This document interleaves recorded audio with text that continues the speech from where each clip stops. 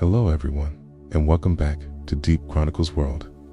Before you cozy up and drift off into dreamland, I've got a fun idea. Why not drop a comment below and share where in the world you're tuning in from? Hey, if you're enjoying these stories as much as I love sharing them, don't forget to hit that like button and subscribe. Now, let's get comfy, relax, and dive into tonight's tale. Ready? Jerry's descent into crime began innocently enough, at least, as innocent as theft can be. At just 15 years old, he started stealing food from stores to survive. What set him apart from other petty thieves was his meticulous attention to detail. Before entering a store, Jerry would scout it thoroughly, identifying surveillance cameras and testing whether they were operational. If they were, he'd find ways to disable or evade them. Once inside, he moved like a ghost, lightning fast, yet utterly silent. No alarms blared. No witnesses noticed. His early exploits weren't limited to simple shoplifting. He quickly graduated to more sophisticated schemes, targeting high-value items from chains like Radio Shack. After stealing electronics, Jerry would forge receipts so convincing that even seasoned retailers couldn't tell they were fake. These forged documents allowed him to resell stolen goods without raising suspicion. With each successful operation, his confidence soared and so did his ambition. It wasn't long before Jerry realized that bigger risks yielded bigger rewards. One fateful night in March 1997, Jerry executed what would become his first major heist. Partnering with a friend, he rented a transport truck, disabled the alarms at a Radio Shack warehouse, and emptied it of all its inventory. The loot was worth thousands of dollars, and Jerry celebrated his victory with pride. But his triumph was short-lived. Just days later, SWAT teams stormed his house, arresting him for the robbery. Despite being caught red-handed, Jerry managed to pull off an incredible escape during interrogation, a preview of the cunning tactics he'd employed throughout his criminal career. Jerry's ability to outwit authorities became legendary.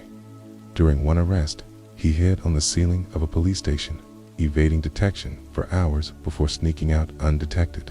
Another time, handcuffed and left alone in a patrol car, he freed himself using sheer flexibility and drove off in the vehicle. Each narrow escape only emboldened him further, pushing him toward increasingly daring crimes. After serving a 7-year sentence for various offenses, Jerry was deported to Canada in 1997 due to his Canadian origins. Far from deterred, he saw this as an opportunity to reinvent himself. Settling in Winnipeg, he resumed his criminal activities almost immediately. Using forged IDs and aliases, he reportedly used over 22 different names. Jerry orchestrated a series of bank robberies across Canada. His methods were nothing short of ingenious. For instance, in 2006, he targeted a newly constructed CIBC bank branch before it officially opened. Knowing the building lacked security personnel and alarm systems, Jerry entered through its ventilation system, disabled motion detectors remotely, and extracted cash trays from a T-Mizol without triggering a single alert. A staggering $750,000. But Jerry's ego proved to be his Achilles heel. A suspicious vehicle parked near Walmart opposite the targeted bank drew investigators' attention. Night guards routinely checked license plates in the parking lot to identify abandoned cars, and one such check revealed a rental car registered under Gerald Blanchard's name, though initially dismissed as circumstantial. This clue provided authorities with their first lead. Meanwhile, Jerry compounded his errors by contacting the bank manager anonymously, claiming knowledge of the robbery and warning of a second armed attempt. While intended to mislead authorities, this call inadvertently highlighted his involvement, narrowing the net around him. If there's one crime that defines Jerry's legacy, it's the theft of Empress Elizabeth's diamond star from Vienna's Schönbrunn Palace. In 1998, while touring Europe with his then-wife, Ramona Boss, Jerry visited the CC Museum where the priceless artifact was displayed. Captivated by its beauty and historical significance, he decided to steal it not for profit, but as leverage, should he ever face arrest. Over several visits, Jerry meticulously studied the palace's security protocols, guard rotations, and potential entry points. On the night of the theft, he infiltrated the highly secure premises undetected, replacing the original star with a flawless replica. For weeks, Shinbrun officials remained oblivious to the theft. Only upon closer inspection during routine maintenance did they discover the deception. An internal investigation ensued, reviewing surveillance footage and visitor logs. Yet, Jerry's expertise rendered their efforts fruitless. Unbeknownst to them, he had smuggled the diamond star out of Austria and hidden it at his grandmother's house in Canada. Years passed before the truth came to light. In 2007, Ramona learned of Jerry's true identity as a wanted criminal and discovered his involvement in the theft of the diamond star. Devastated by the betrayal, she divorced him and reported his crimes to the police. Cooperation provided investigators with critical information, including Jerry's phone number, enabling them to monitor his communications. This development marked a turning point in their pursuit of justice, linking Jerry to a web of international crimes spanning continents and decades. Jerry's criminal empire extended far beyond Canada, reaching into the shadowy world of international credit card fraud and arms smuggling. Tasked by a shadowy figure known as the President, Jerry assembled a team to execute a high-stakes mission in Cairo, Egypt. Posing as veiled women to avoid detection, the group withdrew millions of dollars from a team using counterfeit cards embedded with real account information. However, tensions arose when Palom Cash, a member of the team, absconded with a significant portion of the loot, prompting Jerry to navigate treacherous waters as suspicions mounted among his associates. Unbeknownst to Jerry, the president's operations extended beyond credit card fraud. Investigations later revealed that he was deeply involved in arms smuggling, supplying weapons including machine guns and rocket launchers to criminal organizations worldwide. When Jerry learned of this connection, he understood the gravity of his predicament. The stakes had been raised exponentially, placing him squarely in the crosshairs of individuals who operated without moral constraints. Faced with mounting pressure, Jerry devised a plan to appease the president. He would carry out another bank heist in Canada to compensate for the stolen funds. Upon returning to Canada, he identified a newly constructed bank branch as his next target. Like previous operations, he meticulously studied its layout and security protocols, preparing to infiltrate the building through its ventilation system. However, just as he prepared to execute the plan, he noticed a suspicious vehicle parked nearby, likely belonging to secret agents monitoring the area. Sensing danger, Jerry aborted the mission, realizing that proceeding would jeopardize his safety. Despite canceling the robbery, law enforcement remained hot on Jerry's trail. Agents monitoring his communications uncovered evidence linking him to arms smuggling activities, further complicating his legal troubles. Surveillance footage and intercepted phone calls provided damning proof of his involvement in both credit card fraud and illegal arms deals. Armed with this information, authorities decided to act swiftly, raiding Jerry's home and arresting him alongside 20 others implicated in his fraudulent schemes. During searches of his property, investigators uncovered hidden rooms containing incriminating evidence, including forged documents, stolen keys, and surveillance footage documenting his crimes.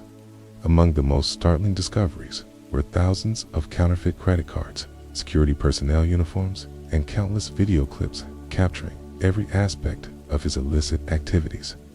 These recordings served as both trophies and tools for self-promotion, underscoring Jerry's narcissistic tendencies. Faced with overwhelming evidence, Jerry struck a deal with prosecutors, offering to return the diamond star in exchange for reduced charges. Authorities agreed, recognizing the historical significance of the artifact and its value as a cultural treasure. In addition to negotiating leniency for himself, Jerry insisted that none of his accomplices faced punishment, taking full responsibility for their collective actions. While some viewed this gesture as noble, others saw it as further evidence of his manipulative nature, his final attempt to control the narrative surrounding his downfall. Jerry's sentencing marked the culmination of decades of criminal activity. Accused 16 times of theft and fraud, he received an 8-year prison term, significantly less than the life sentence initially anticipated.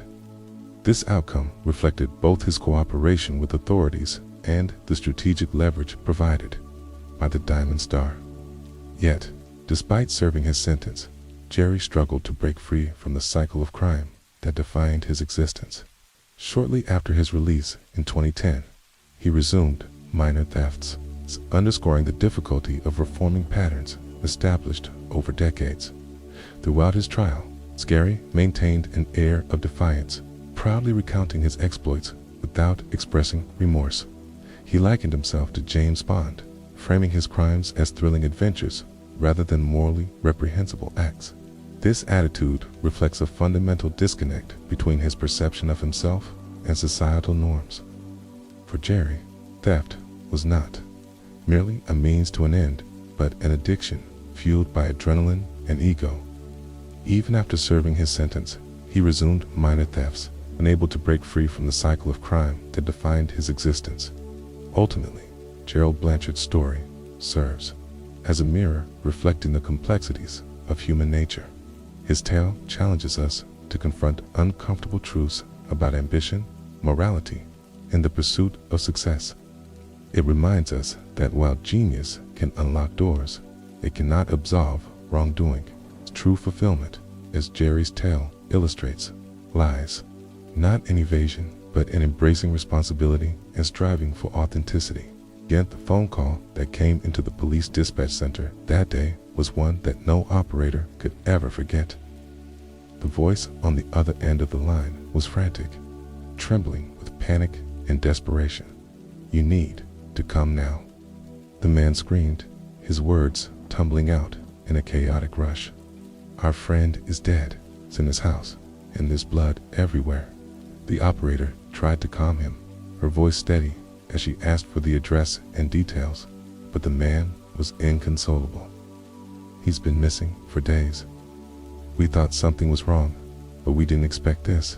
The call ended abruptly, leaving the operator with a sense of dread that hung in the air like a storm cloud. Police units were dispatched immediately, their sirens wailing as they tore through the quiet suburban streets. The neighborhood they arrived in was the picture of tranquility, with neatly trimmed lawns and white picket fences. It was the kind of place where nothing bad was supposed to happen, where the biggest scandal might be a neighbor's dog digging up someone else's flower bed. But as the officers approached the house in question, they were greeted by a smell that turned their stomachs, a pungent, sickly odor that they recognized all too well. It was the smell of death, and it was coming from inside the house. Two people were waiting outside, a man and a woman, both pale and visibly shaken. The woman was clutching her phone like a lifeline. The man's hands were trembling as he tried to explain what had happened. "We broke in," he admitted, his voice barely audible. "We hadn't heard from him in weeks, and we were worried, but we didn't expect." His voice trailed off, and he shook his head, unable to continue. The officers exchanged grim looks before stepping inside. The house was eerily silent, the kind of silence that pressed down on you, making it hard to breathe. The air was heavy with the stench of decomposition, and every step the officers took seemed to echo louder than it should have. The two friends led them down a hallway, their footsteps hesitant as if they were afraid of what they might see again. And then they reached the bedroom. The door was slightly ajar, and one of the officers pushed it open, his hand steady despite the dread pooling in his stomach. The scene that greeted them was like something out of a horror movie. Travis Alexander's body lay on the floor, partially decomposed, surrounded by a pool of dried blood. His throat had been slit so deeply that it was nearly severed, and his body was riddled with stab wounds. The blood had soaked into the carpet, leaving dark, crusted stains that spoke of a violent struggle. The room itself was in disarray, with items scattered across the floor as if there had been a desperate fight for survival. One of the officers turned away, swallowing hard to keep from gagging, while another muttered a curse under his breath. This wasn't just a murder, it was a massacre. The forensic team was called in immediately, and the house was cordoned off with the yellow tape. Outside, the two friends sat on the curb, their faces pale and their hands shaking as they tried to process what they had just seen. The detective assigned to the case arrived shortly after, his expression grim as he surveyed the scene. He was a seasoned investigator, someone who had seen his fair share of gruesome crimes, but even he couldn't hide the flicker of shock in his eyes as he stepped into the bedroom. This was unlike anything he had ever encountered. The detective nodded, taking notes as she spoke. Did he have any enemies? Anyone who might have wanted to hurt him? At this, the woman's eyes widened, and she glanced at her companion before speaking. Yes, she said quickly. There's one person, Jodi Arias. She was obsessed with him. The detective's pen paused mid-sentence, and he looked up sharply. Tell me about her, he said, his tone sharp with interest. And so, the story of Travis Alexander and Jodi Arias began to unfold. Travis was a man who seemed to have it all. At 33 years old, he was charismatic, successful, and deeply rooted in his Mormon faith. But his life hadn't always been easy. Born into a troubled family, Travis and his siblings endured years of neglect and abuse. Their parents were addicts, more concerned with feeding their habits than caring for their children. The kids were often left alone for days at a time, surviving on scraps and living in filth. Despite these hardships, Travis remained optimistic. He believed that one day he would rise above his circumstances and create a better life for himself. That chance came when an elderly couple adopted him and his siblings. They provided the stability and love that Travis had never known, introducing him to their Mormon faith and encouraging him to pursue his dreams. Travis embraced his new life with enthusiasm, excelling in school and eventually graduating from college. He landed a prestigious job at a law firm where his outgoing personality and infectious smile made him popular among his peers. He quickly became a rising star in his community, known for his generosity and unwavering faith. In 2004, his company transferred him to Arizona, a move that would change his life forever. It was there, at a company conference, that he met Jodi Arias. Jodi was stunningly beautiful, with a magnetic presence that drew people to her. She had a way of making you feel like you were the only person in the room, and Travis was no exception. The two quickly hit it off, bonding over their shared love of adventure and their dreams for the future. But while Travis saw their relationship as a casual friendship, Jodi saw it as something much more. She became infatuated with him, convinced that he was her soulmate. At first, Travis was flattered by her attention. He enjoyed her company and admired her passion for life. But as time went on, he began to notice a darker side to her personality. Their relationship became a toxic cycle of highs and lows. Jodi, desperate to win Travis's love, converted to Mormonism and began attending church with him. She hoped that by embracing his faith, she could prove her devotion and convince him to marry her. Kara, though he cared for Jodi, couldn't ignore the warning signs. He knew deep down that their relationship was unhealthy, and he began to pull away. Jodi, however, refused to let go. She followed him to Arizona, moving into an apartment just a few miles from his house. She showed up unannounced, called him constantly, and even hacked into his email and social media accounts. Her obsession consumed her, driving her to desperate measures. The breaking point came when Travis started seeing another woman. Jodi discovered their relationship and flew into a rage. She confronted Travis, accusing him of betrayal and demanding answers.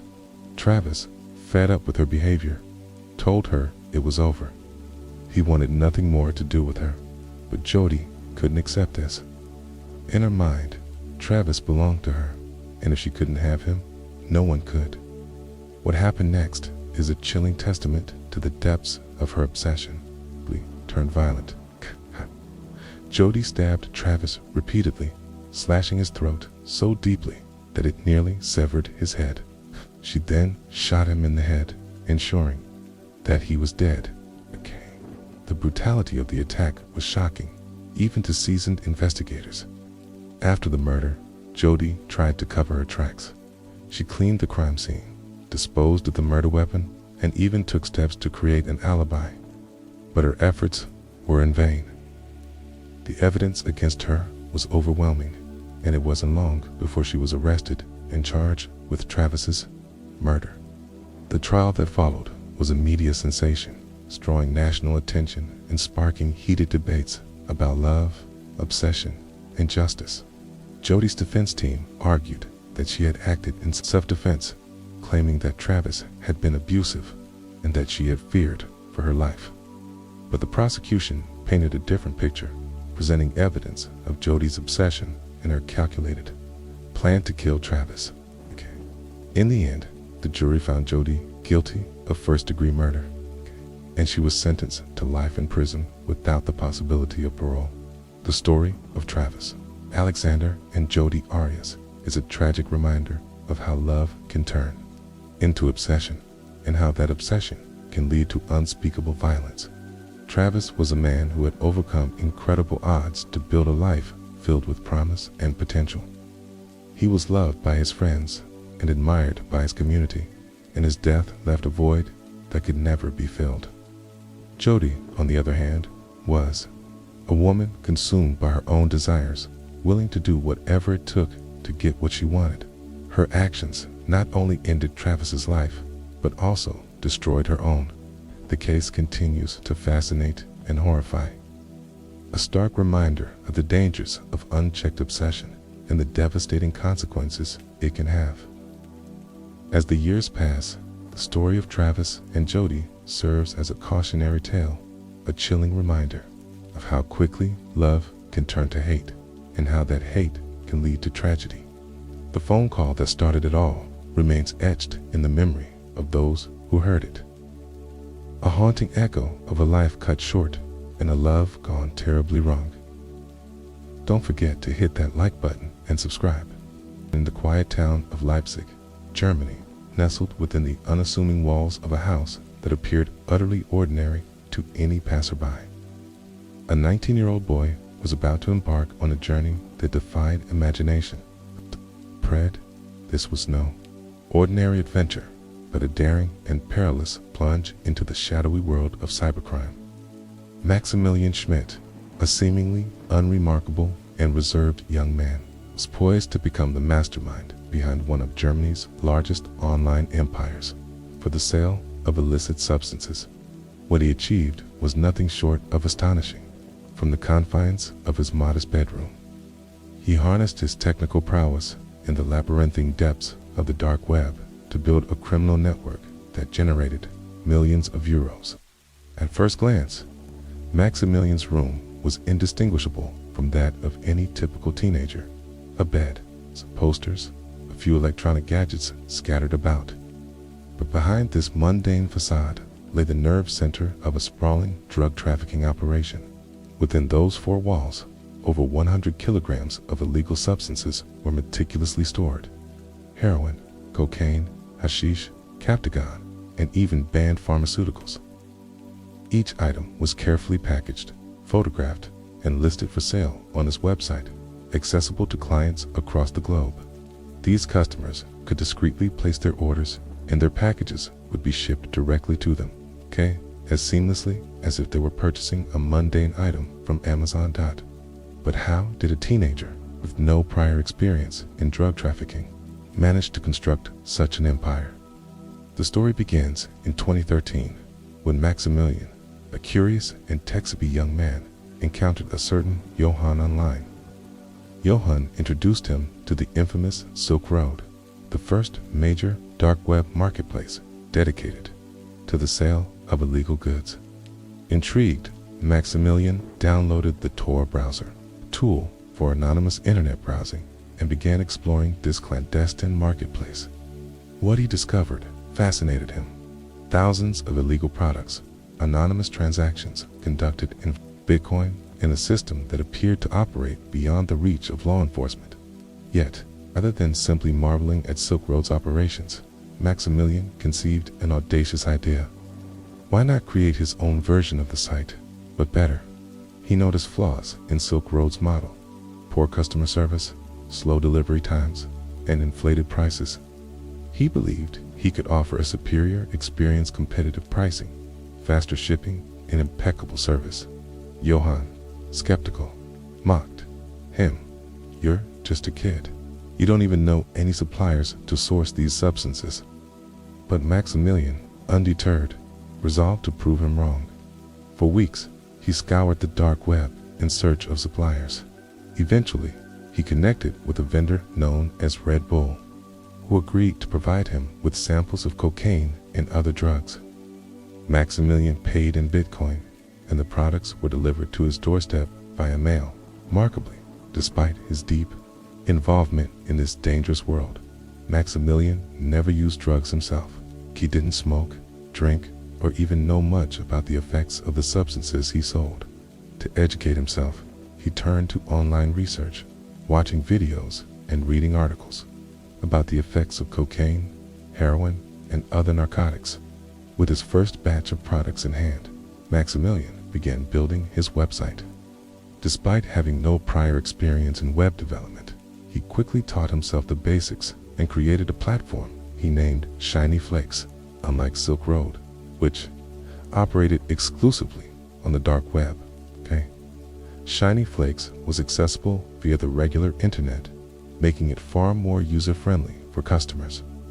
Maximilian implemented a Bitcoin payment system to ensure anonymity and crafted a detailed FAQ section to address common customer queries, such as, "How will my order be delivered?" and "Is this safe?" To attract customers, he photographed his products with a professional touch. Using a simple camera and an Xbox with a reflective surface, he created images that gave his products a sleek, luxurious appeal. Customers, impressed by the quality of the photos, began flocking to the site. Within weeks, Shiny Flakes became a resounding success. Orders poured in from across Germany and soon from around the world: the United States, China, Australia, and even Colombia, a country renowned for its drug production. But Maximilian didn't stop at merely selling drugs. He revolutionized customer service in this illicit industry. Each order was meticulously packaged and accompanied by a small gift: gummy candies. This simple yet thoughtful gesture earned him glowing reviews from customers who praised not only the quality of the products, but also the attention to detail. As the months passed, Maximilian's profits skyrocketed. By January 2014, he was earning over 15,000 euros. A few months later, his daily revenue reached an astonishing 100,000 euros. Yet, he remained remarkably discreet. He continued living with his mother and stepfather, who were oblivious to his activities. He avoided flashy spending, opting instead to save his earnings and even recycle empty bottles to avoid raising suspicions. However, success of Shiny Flakes eventually drew the attention of law enforcement. In January 2015, a woman in Leipzig mistakenly received a package containing illegal drugs. She immediately alerted the police, who launched an investigation. By tracing packages sent from various postal centers, they eventually identified Maximilian. On February 26, 2015, a special operations unit raided his home.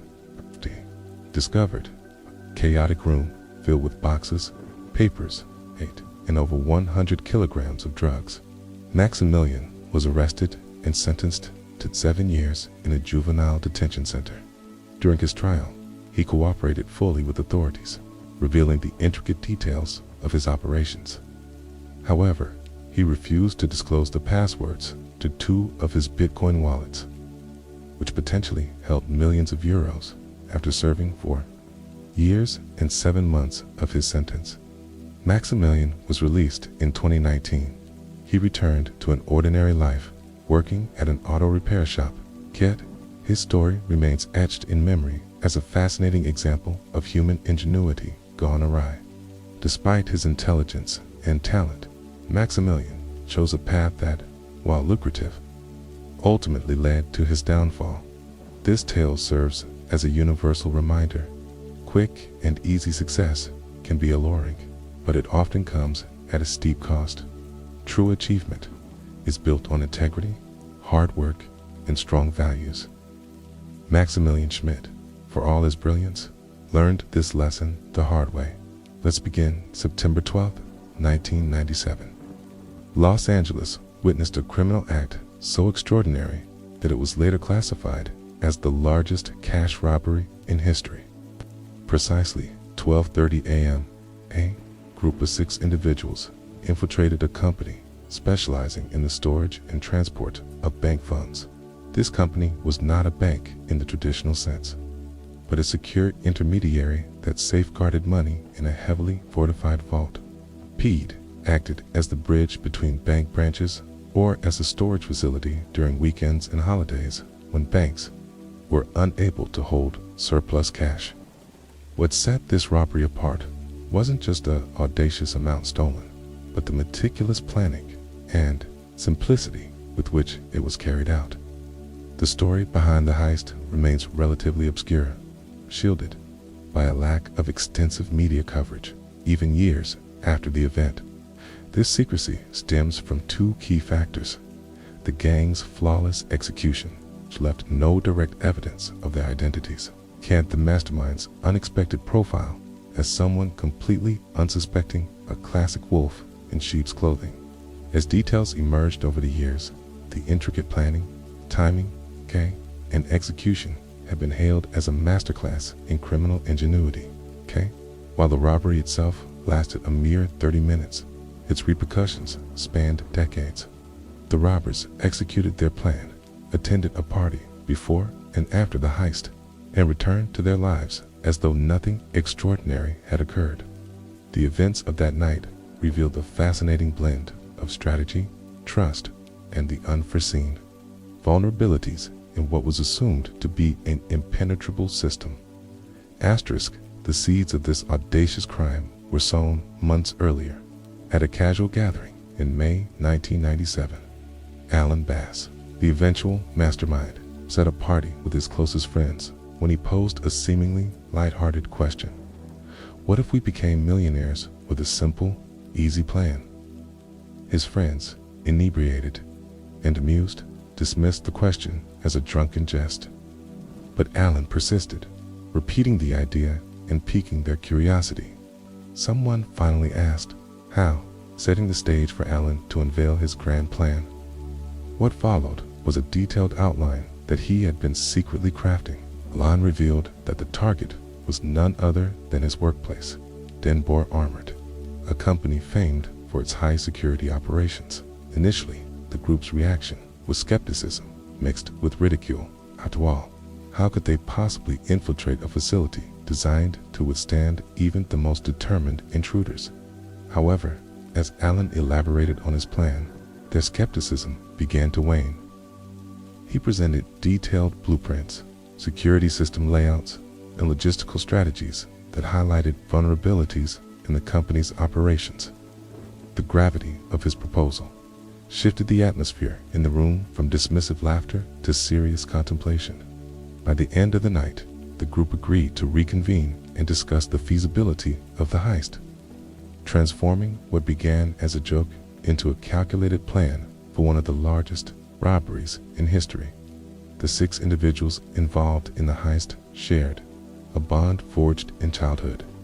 Their friendship was deeply rooted in years of shared experiences, loyalty, and trust. Growing up, they had formed a close-knit group that functioned like a small gang, though not for criminal purposes.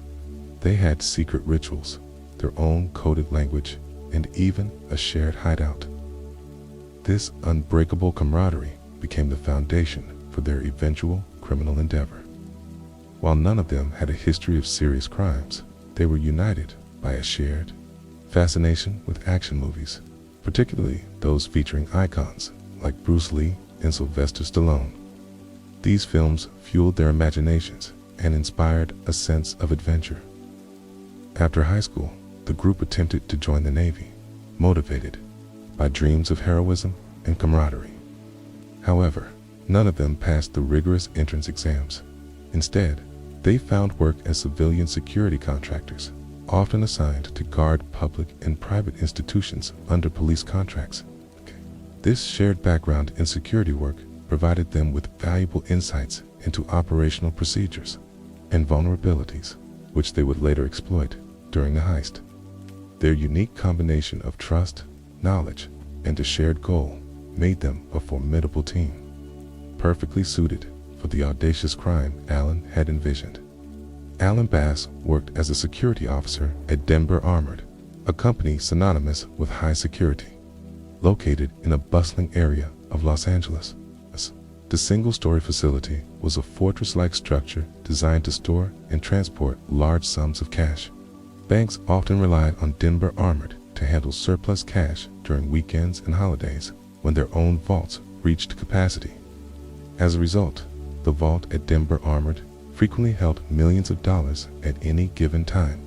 His role as a security officer gave him unparalleled access to the inner workings of the company. His responsibilities included overseeing building safety, inspecting fire extinguishers, monitoring alarms, supervising money transfers, and maintaining the surveillance system. Over time, he developed an intimate understanding of the facility's layout, security protocols, and potential weaknesses. This insider knowledge made him the ideal mastermind for the heist. Alan's position allowed him to observe patterns, identify blind spots in the security system, and devise strategies to circumvent the building's defenses. His familiarity with the staff and their routines further enhanced his ability to plan a seamless operation as he began sharing his insights with the group. They realized that the seemingly impenetrable Denver Armored had exploitable vulnerabilities, setting the stage for their ambitious plan. The preparation phase for the heist spanned 6 months, during which Alan meticulously analyzed every aspect of Denver Armored's security systems. The facility's defenses were divided into 2 main categories: external systems, monitored by the police, and internal systems controlled exclusively by the company. The external systems included cameras positioned around the building's perimeter, while the internal systems consisted of surveillance cameras and alarms within the facility. Alan's primary challenge was to find a way to bypass the external police-monitored cameras, as any breach would trigger an immediate response. To address this, he began building a rapport with the surveillance officer responsible for monitoring these cameras. Under the pretext of casual conversations during coffee breaks, Alan gathered valuable information about the system's operations and limitations. Initially, he considered recruiting the surveillance officer into the plan, but ultimately decided against it, as his friends believed the officer's weak personality made him a liability. Instead, Alan devised a plan to subtly manipulate the camera angles, creating small blind spots near the entrances. He also proposed repositioning some of the internal cameras, claiming it would improve security by eliminating existing blind spots. Management approved these changes, unwittingly aiding the gang's preparations for the heist. While the external cameras posed a significant challenge, the internal surveillance system proved to be a more manageable obstacle. Alan discovered that the internal cameras operated on a closed-circuit system exclusive to the company, with no direct connection to the police. This meant that once inside the building, the gang could disable the internal system without triggering an external alarm. Alan also identified specific pathways through the facility where the gang could move without being recorded. To further minimize risks, he made subtle adjustments to the internal camera's angles under the guise of improving their coverage.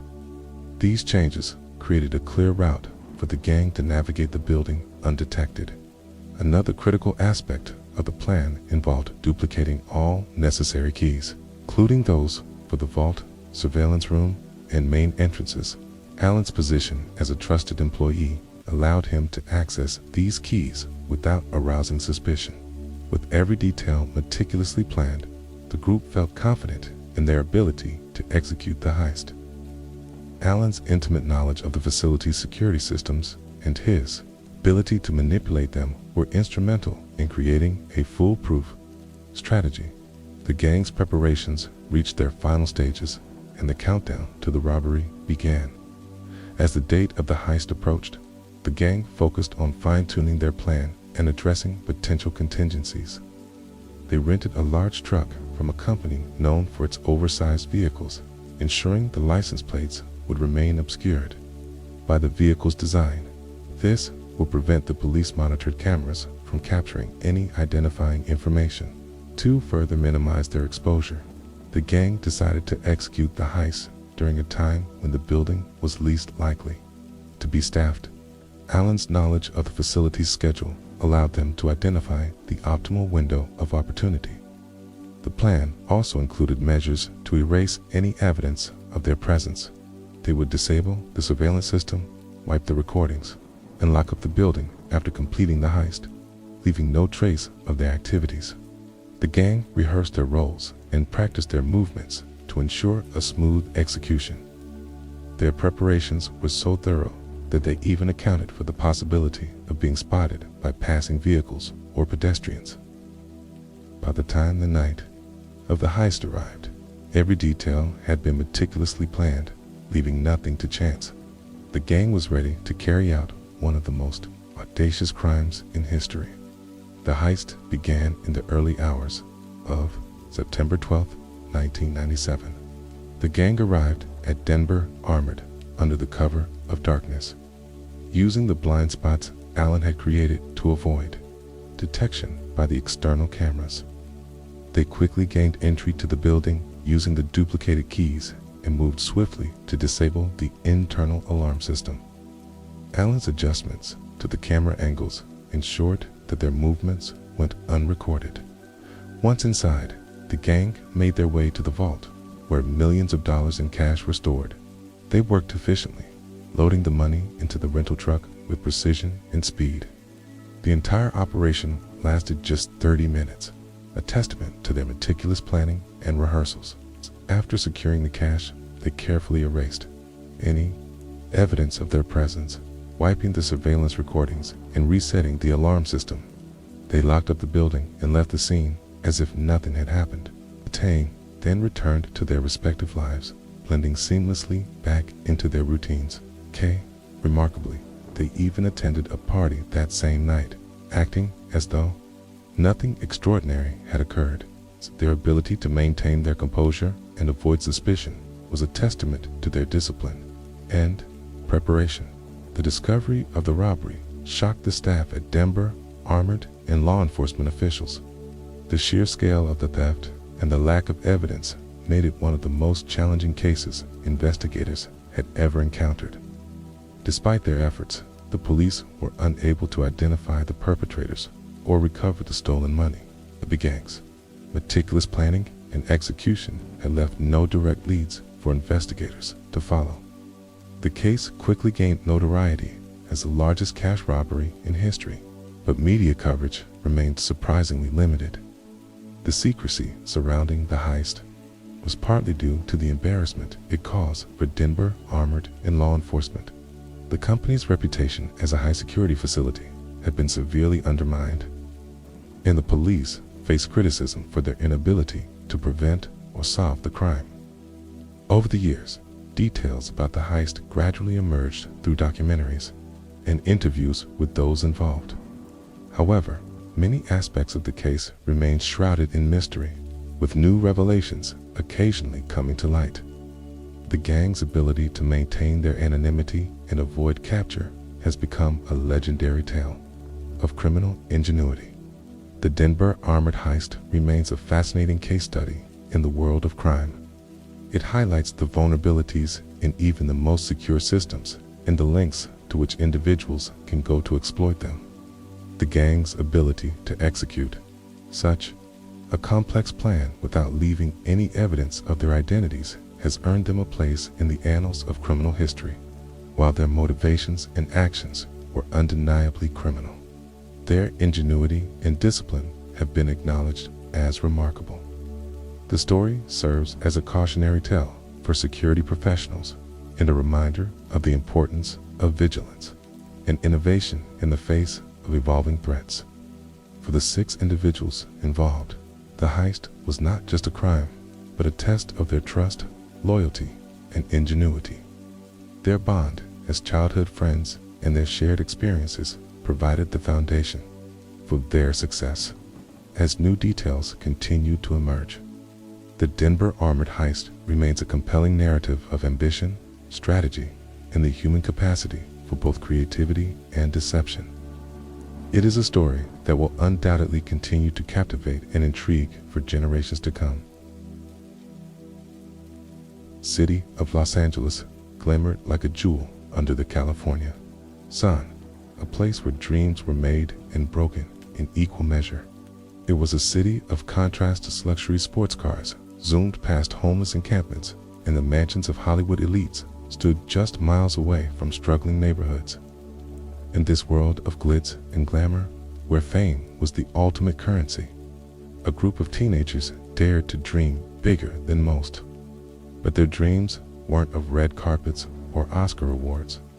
They were of fast money, stolen treasures, and the thrill of outsmarting the rich and famous.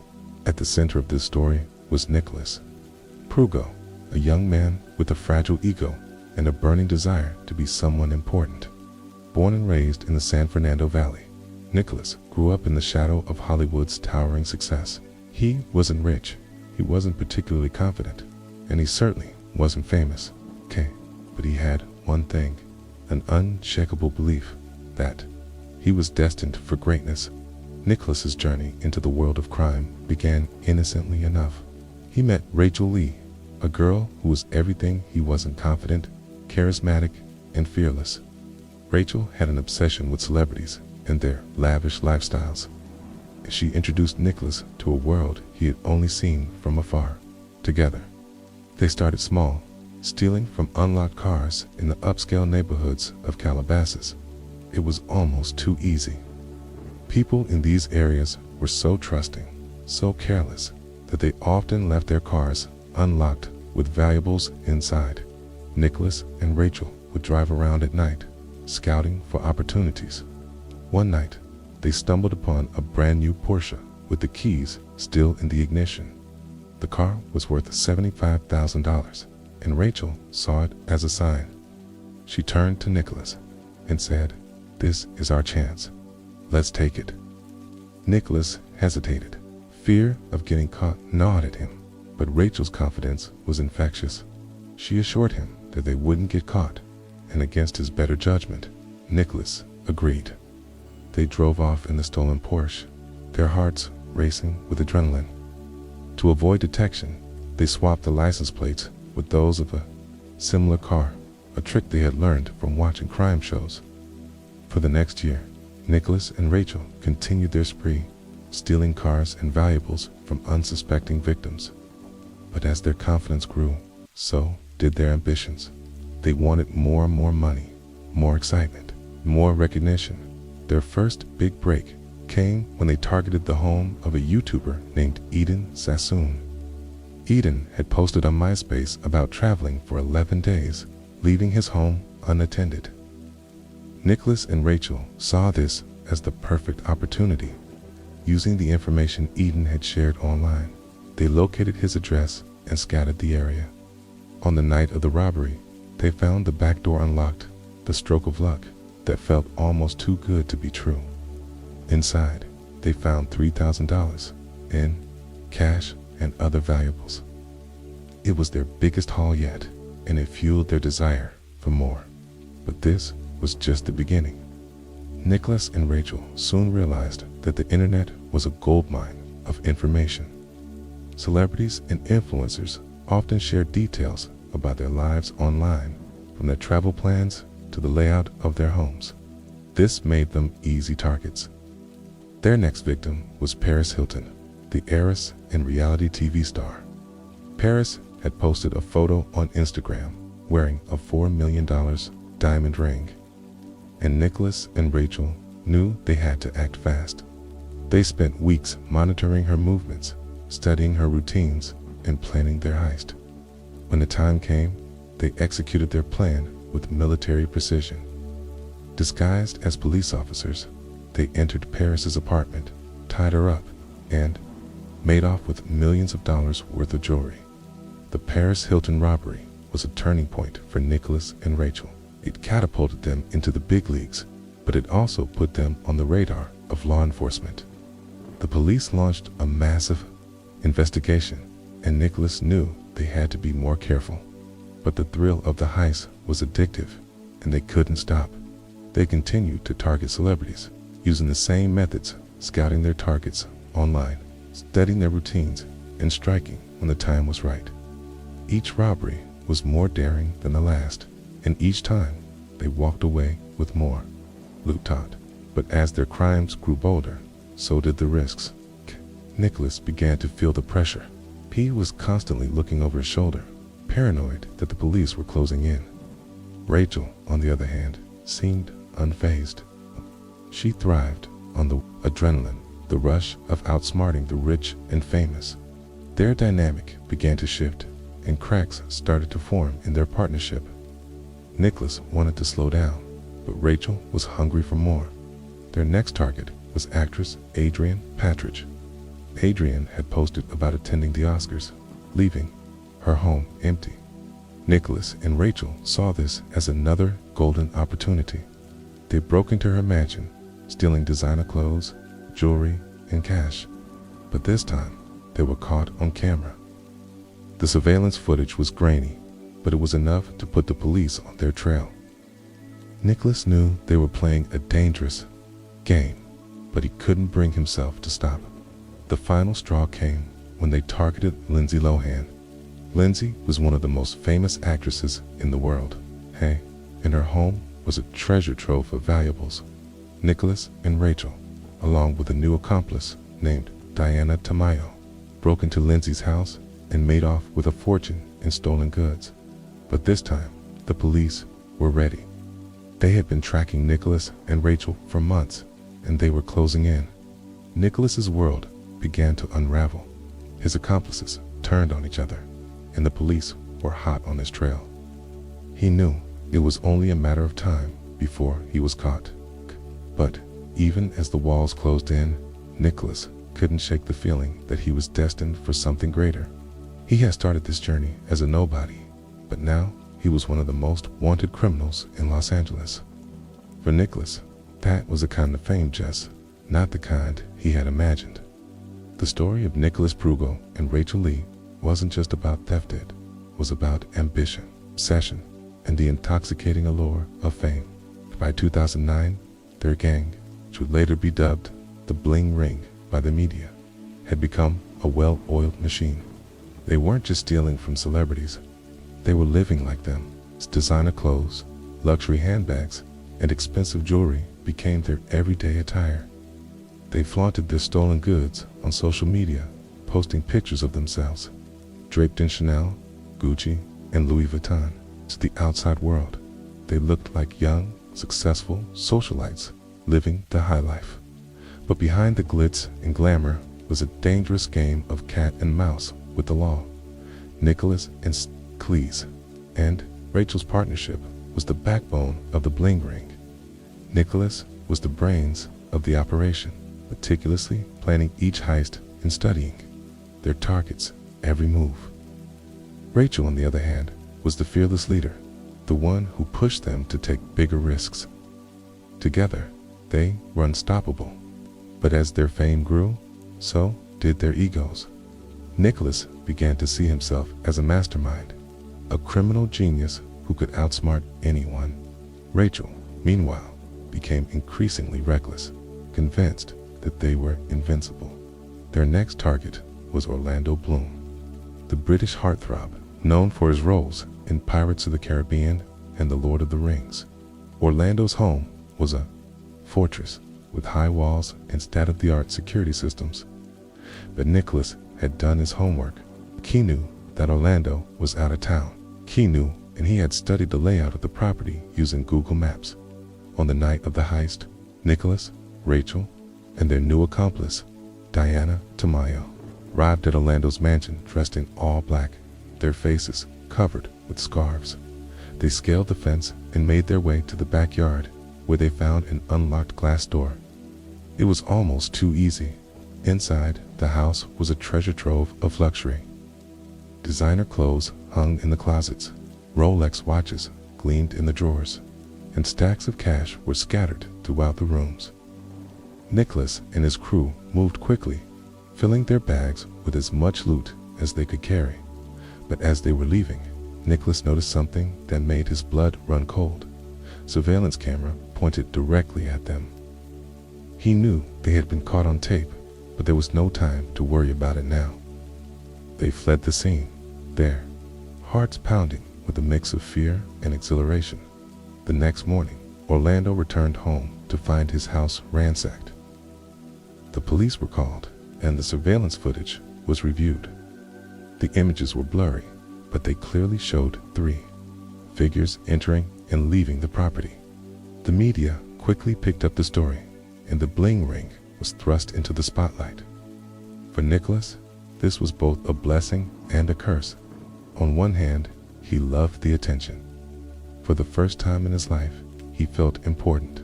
On the other hand, he knew that the police were closing in.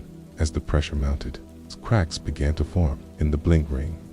Nicholas and Rachel's relationship grew tense, with each blaming the other for their close calls with the law. Diana, who had joined the group hoping for a taste of the high life, began to have second thoughts. She had never imagined that things would get this dangerous.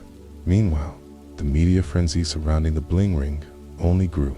News outlets dubbed them the Hollywood Hills burglars, and their exploits became the talk of the town. But the bling ring wasn't just about Nicholas, Rachel, and Diana. There were others involved: Alexis Nyers, her sister Gabby, and their friend Tess. Alexis was a wannabe actress with dreams of fame and fortune. She had grown up in the shadow of Hollywood, surrounded by the glitz and glamour of the entertainment industry. Unlike Nicholas and Rachel, Alexis wasn't content with stealing from celebrities. She wanted to be one. Alexis's involvement with the bling ring began innocently enough. She had met Nicholas at a nightclub, and the two quickly hit it off. Nicholas, always the charmer, told her that he was a celebrity stylist and offered to help her break into the industry. Alexis was flattered and eager to impress. When Nicholas invited her to join him and Rachel on a heist, she didn't hesitate. It was her chance to live like a star, even if only for a night. But as the heists grew more daring, Alexis began to feel the weight of what they were doing. She had always dreamed of fame, but this wasn't the kind of attention she wanted. Media was painting the bling ring as a group of spoiled, entitled kids who thought they were above the law. Alexis knew that if they were caught, her dreams of becoming an actress would be over. The final straw came when the bling ring targeted Lindsay Lohan.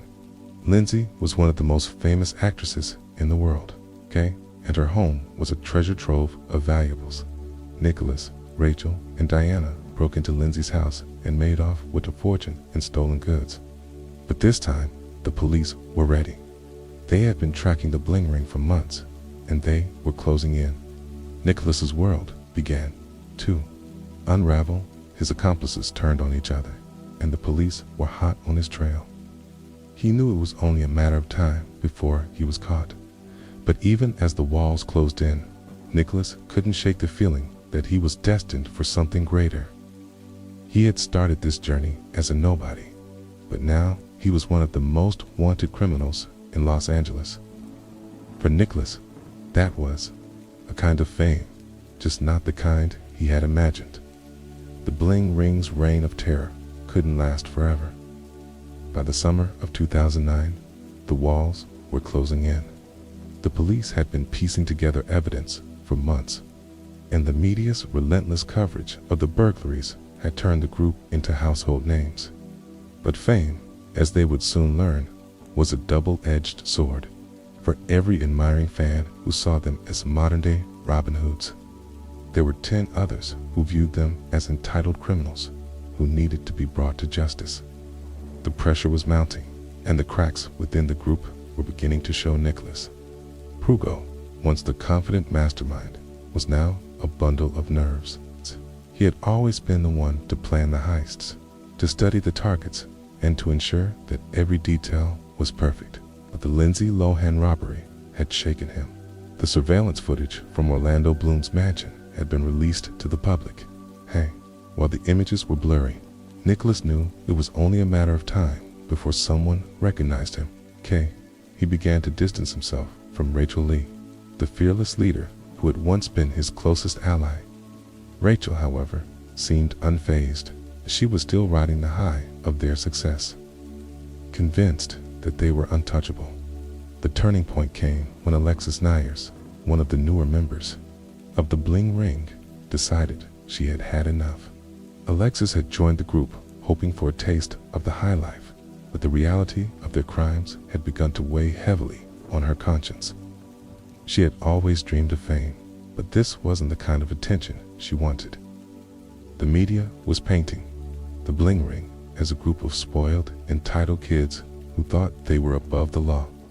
Alexis knew that if they were caught, her dreams of becoming an actress would be over. One night, after a particularly tense argument with Nicholas, Alexis made a decision that would change everything. She picked up the phone and called the police.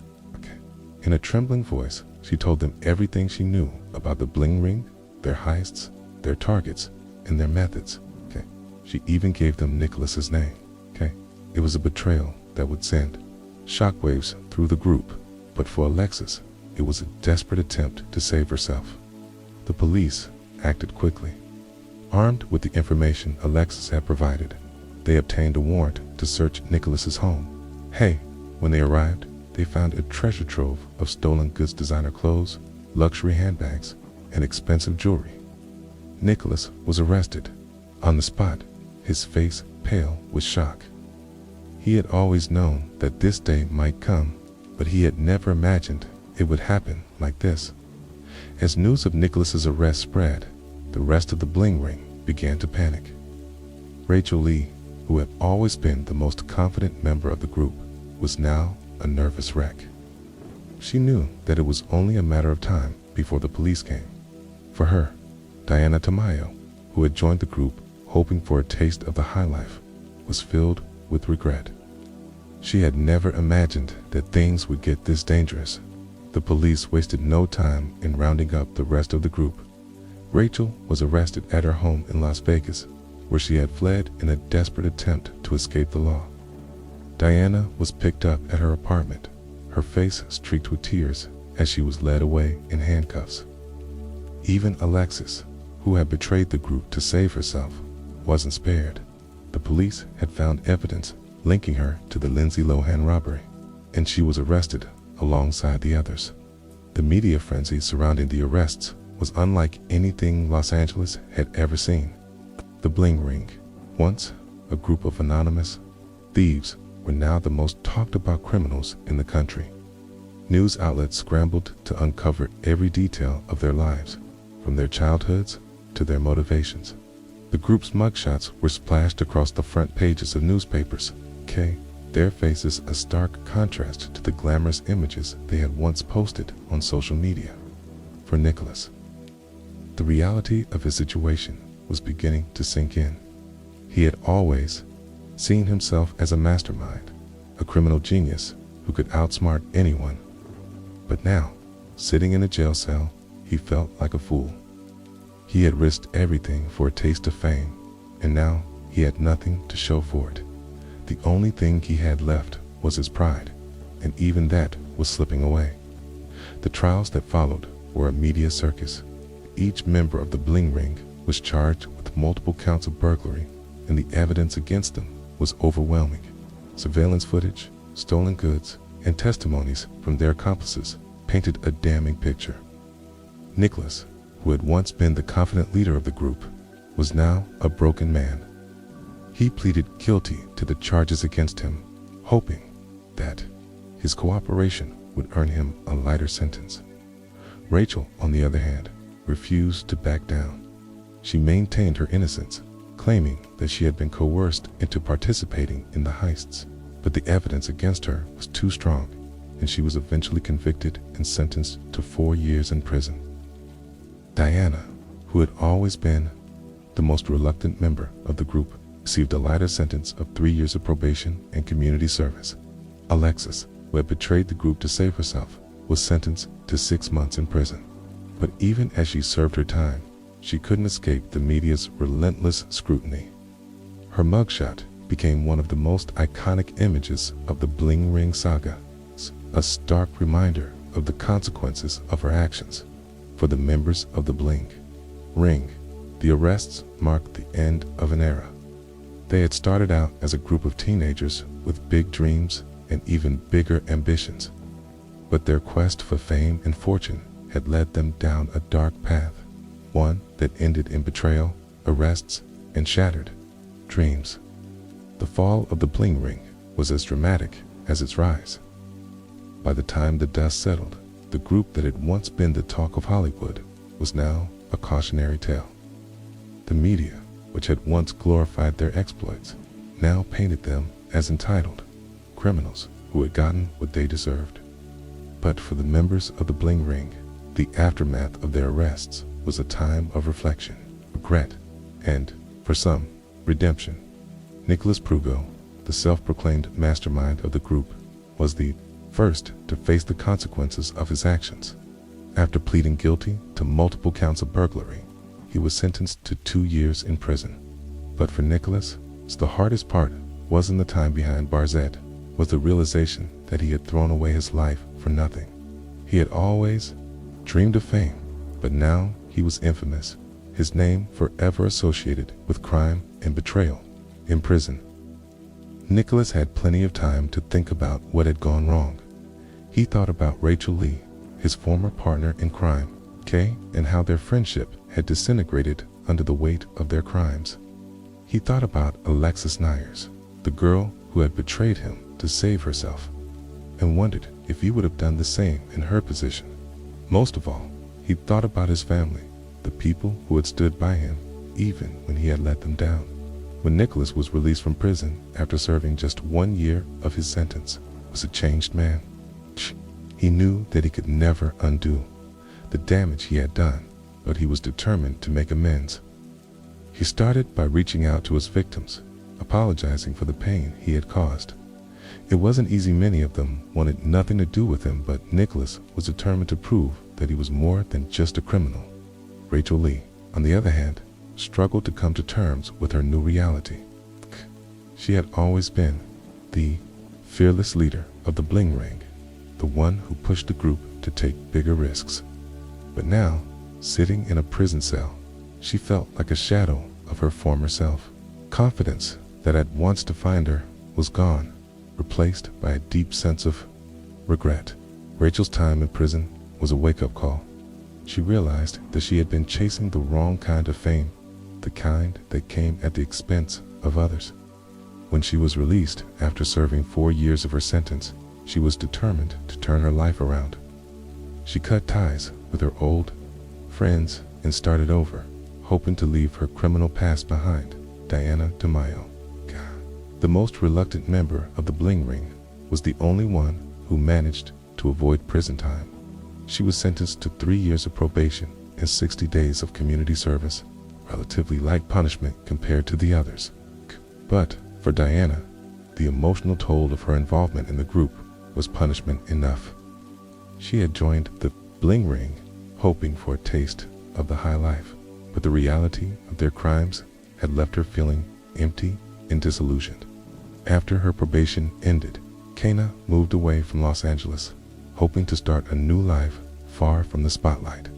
She found work as a waitress and tried to put the past behind her. But the memories of what she had done and what she had lost haunted her. Alexis Nyers. The girl who had betrayed the group to save herself faced her own set of challenges after her release from prison. Her mugshot had become one of the most iconic images of the Bling Ring saga, and she struggled to escape the stigma of her criminal past. But Alexis was determined to rebuild her life. She reconnected with her family and began working on a memoir, hoping to tell her side of the story. In 2010, Alexis's memoir, I'm Not Sorry, was published, and it quickly became a bestseller. The book was a raw and honest account of her involvement in the Bling Ring, and it offered a glimpse into the world of fame, obsession, and crime that had consumed her. For Alexis, writing the book was a form of therapy, a way to make sense of the choices she had made and the consequences she had faced. The media, which had once vilified the members of the Bling Ring, now began to see them in a different light. Nicholas, Rachel, Diana, and Alexis were no longer just criminals. They were human beings who had made mistakes and were trying to move on with their lives. Documentaries and interviews explored the psychological and social factors that had led them down the path of crime, and many began to see the Bling Ring as a product of a culture that glorified fame and materialism, but not everyone was willing to forgive and forget. The celebrities who had been targeted by the Bling Ring, Paris Hilton, Lindsay Lohan, Orlando Bloom, and others, were still dealing with the aftermath of the burglaries. For them, the thefts weren't just about the loss of material possessions. They were a violation of their privacy and sense of security. Paris Hilton, who had been one of the Bling Ring's most high-profile victims, spoke out about the impact the burglaries had had on her life. It's not just about the things they stole, she said in an interview. It's about the feeling of being violated, of knowing that someone was in your home, going through your things, something you never really get over. Lindsay Lohan, who had also been targeted by the group, echoed Paris's sentiments. It's a scary feeling, she said. You start to question everything who you can trust, whether you're safe in your own home. It changes you. For the members of the Bling Ring, hearing these words was a painful reminder of the damage they had caused. They had been so focused on their own desires for fame, for money, for excitement, they had never stopped to consider the impact their actions would have on others. But even as they grappled with their guilt, the members of the Bling Ring found ways to move forward. Nicholas began working with at-risk youth, sharing his story in the hopes of preventing others from making the same mistakes he had. Rachel started a small business, using the skills she had learned in prison to build a new life for herself. Diana focused on her family, determined to be a better role model for her children, and Alexis continued to write, using her voice to advocate for criminal justice reform. The story of the Bling Ring is a cautionary tale about the dangers of obsession, greed, and the pursuit of fame at any cost. But it's also a story of redemption, of people who made terrible mistakes and found the strength to rebuild their lives. For Nicholas, Rachel, Diana, and Alexis, the road to redemption was long and difficult, but it was a journey they were determined to take. The story of the Bling Ring didn't end with the arrests, cues, or even the personal redemptions of its members. It became a cultural phenomenon, a cautionary tale that resonated far beyond the borders of Los Angeles. The group's exploits were immortalized in books, documentaries, and even a major Hollywood film, turning their crimes into a spectacle that captivated audiences around the world. But beneath the glitz and glamour of their story lies a deeper lesson about the dangers of obsession, the allure of fame, and the consequences of living in a world where image is everything. In 2013, director Sofia Coppola brought the Bling Ring story to the big screen with her film The Bling Ring, starring Emma Watson as Alexis Nyers and a talented ensemble cast. The movie offered a stylized, almost dreamlike portrayal of the group's rise and fall. It was a critical and commercial success, sparking conversations about celebrity culture, materialism, the lengths people would go to for a taste of the high life. For the real-life members of the Bling Ring, the film was a surreal experience. Seeing their lives dramatized on screen was both flattering and unsettling. A reminder of how their actions had been transformed into entertainment. Alexis Nyers, whose character was central to the film, had mixed feelings about its portrayal of her. While she appreciated the attention and the opportunity to share her story, she also felt that the movie glossed over some of the darker aspects of her experience. "It's strange to see your life turned into a movie," she said in an interview. "There's a part of you that wants to be proud, but there's also a part of you that feels exposed, like people are judging you all over again." For Nicolas Prugo, the film was a painful reminder of the mistakes he had made. He watched it with a sense of detachment, as if he were viewing the life of someone else. "It's hard to watch something like that and not feel regret," he admitted. "See all the things you did wrong, all the people you hurt, and you wonder how you could have been so blind." The film also reignited public interest in the Bling Ring, prompting a wave of documentaries and interviews that explored the psychological and social factors behind their crimes. Many of these projects focused on the role of social media in the group's rise to infamy. The Bling Ring had used platforms like Facebook, Instagram, and Twitter to track their targets, plan their heists, and flaunt their stolen goods. In doing so, they had exposed the dark side of the digital age world, where privacy is an illusion, and fame is just a click away. The media's fascination with the Bling Ring also highlighted the blurred lines between crime and entertainment. For some, the group's story was a thrilling tale of rebellion and excess, modern-day Bonnie and Clyde for the Instagram generation. For others, it was a sobering reminder of the dangers of celebrity worship and the toxic allure of materialism. The Bling Ring had been driven by a desire to live like the stars they idolized, but in the end, they became a cautionary tale about the cost of chasing fame at any cost. But the legacy of the Bling Ring isn't just about their crimes or the media frenzy that followed. It's also about the lessons we can learn from their story. For many, the group's downfall serves as a reminder of the importance of self-awareness, accountability, and the dangers of losing sight of what really matters. Nicolas Prugo, who has spent years reflecting on his actions, hopes that his story can serve as a warning to others.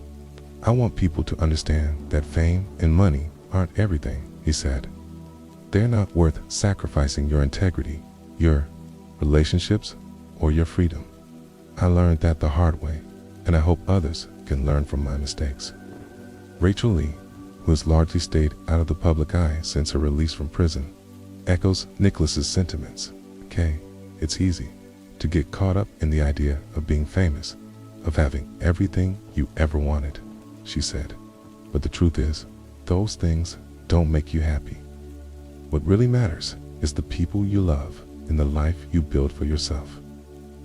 For Alexis Nyers, the legacy of the Bling Ring is a complicated one. While she regrets the choices she made, she also sees her experience as an opportunity for growth and self-discovery. "I've made a lot of mistakes, but I've also learned a lot about myself," she said. "I've learned that true happiness comes from within, not from the things you own or the image you project." The Bling Ring story also raises important questions about the role of celebrity, its culture, in shaping our values and aspirations. In a world where social media influencers and reality TV stars are often held up as role models, it's easy to lose sight of what really matters. The Bling Ring's obsession with fame and materialism is a reflection of a larger cultural trend, one that prioritizes image over substance and rewards superficiality over authenticity.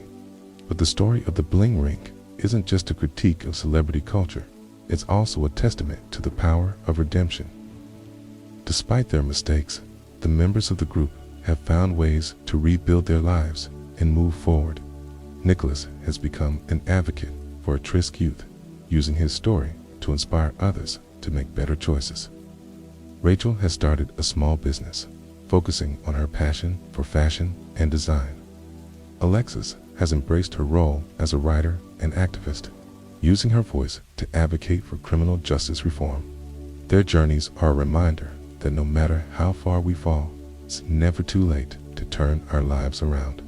The Bling Ring story is a cautionary tale, but it's also a story of resilience, growth, the enduring power of the human spirit. The story of the Bling Ring is one of ambition, obsession, and the relentless pursuit of fame. It's a tale that began with a group of teenagers who dreamed of living like the celebrities they idolized, and ended with their spectacular downfall. From their early days of stealing from unlocked cars to their audacious heists targeting Hollywood's elite, the Bling Ring captivated the public's imagination and exposed the dark side of celebrity culture. But as the dust settled and the media frenzy faded, what remained was a sobering reminder of the consequences of greed, betrayal, and the dangers of chasing fame at any cost. The Bling Ring's rise to infamy was fueled by a combination of ambition, opportunity, and the intoxicating allure of celebrity. Nicholas Prugo, the self-proclaimed mastermind, Kay, and Rachel Lee, the fearless leader, were the driving forces behind the group's crimes. They used social media to track their targets, study their routines, and plan their heists with military precision. Their targets Paris Hilton, Lindsay Lohan, Orlando Bloom, and others were more than just victims. They were symbols of the glamorous lifestyle the Bling Ring so desperately wanted to emulate.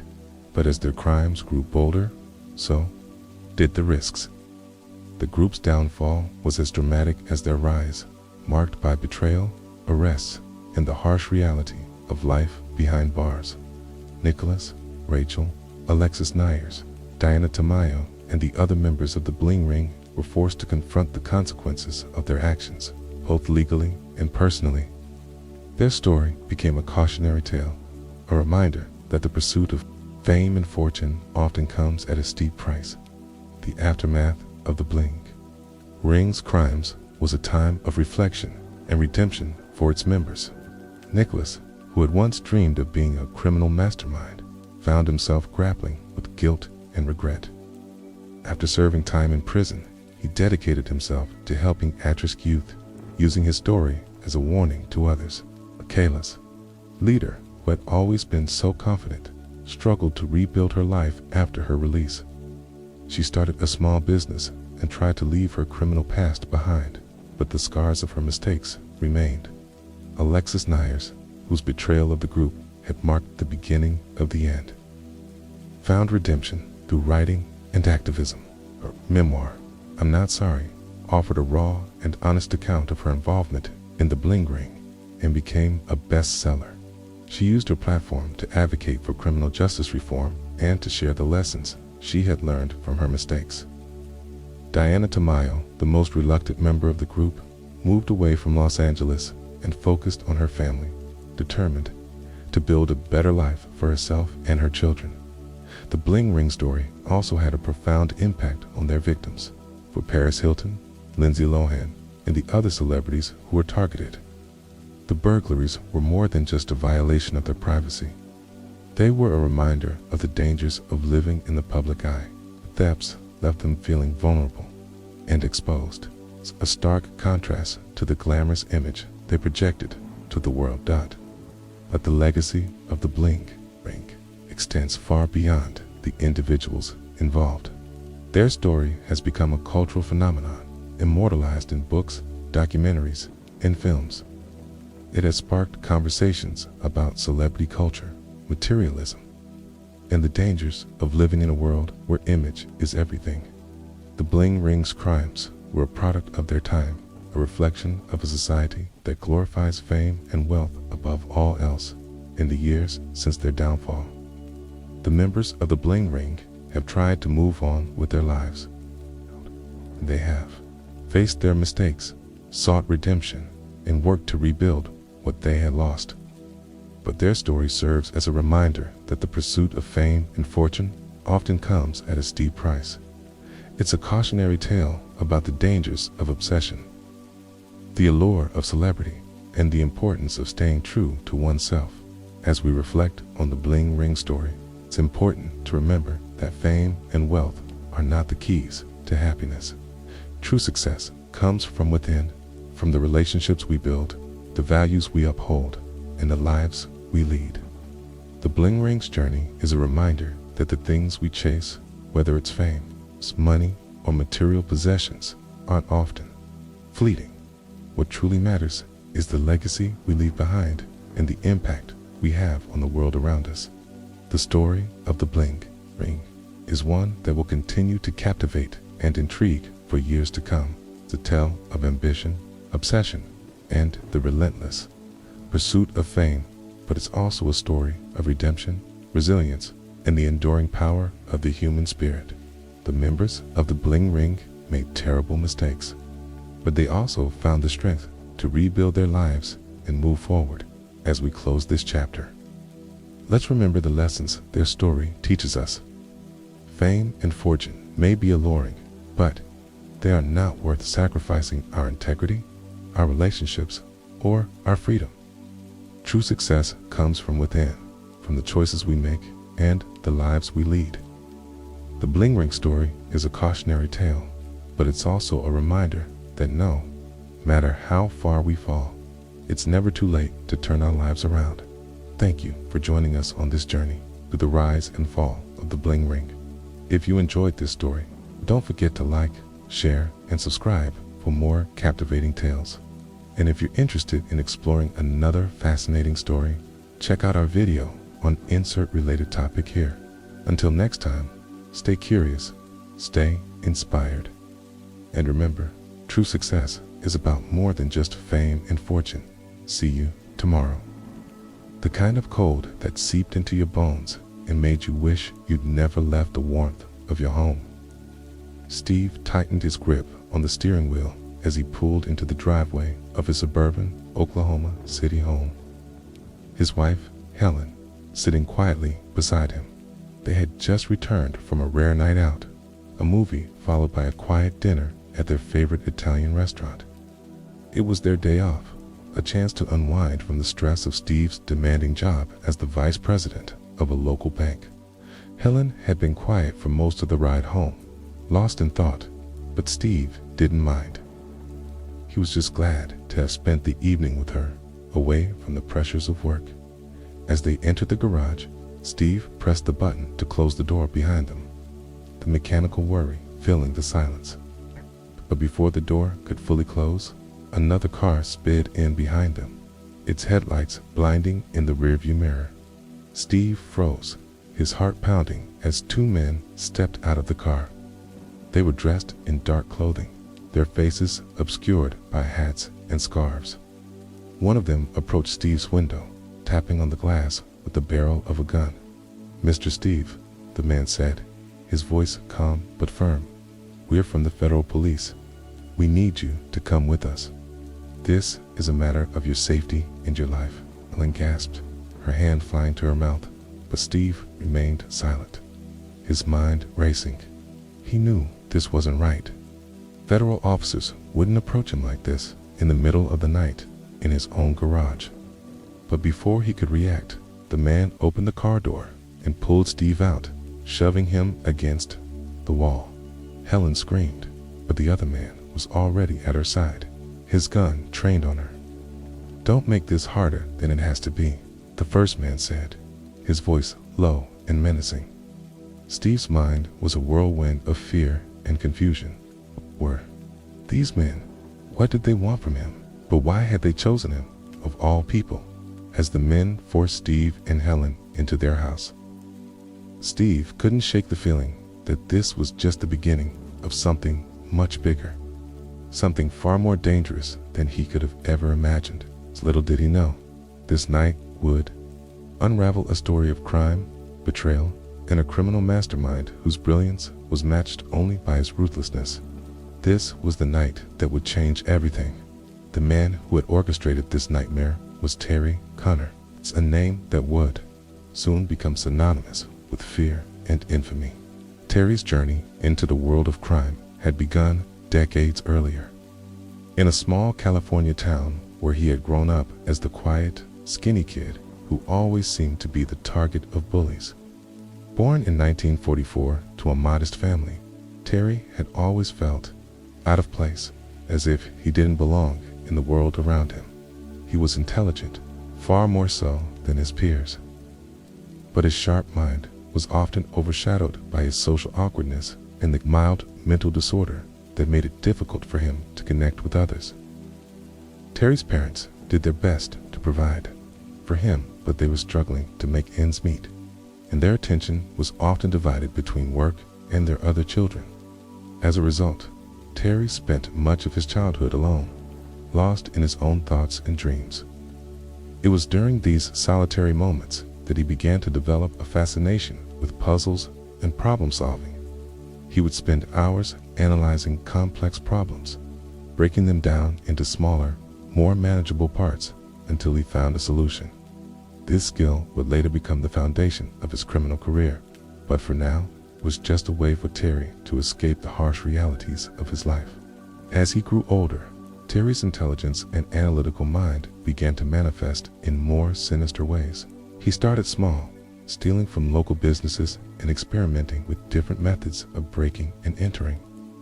At first, it was just a way to prove to himself that he could outsmart the system, but as his confidence grew, so did his ambitions. By the time he was in his early 20s, Terry had set his sights on a much bigger target: banks.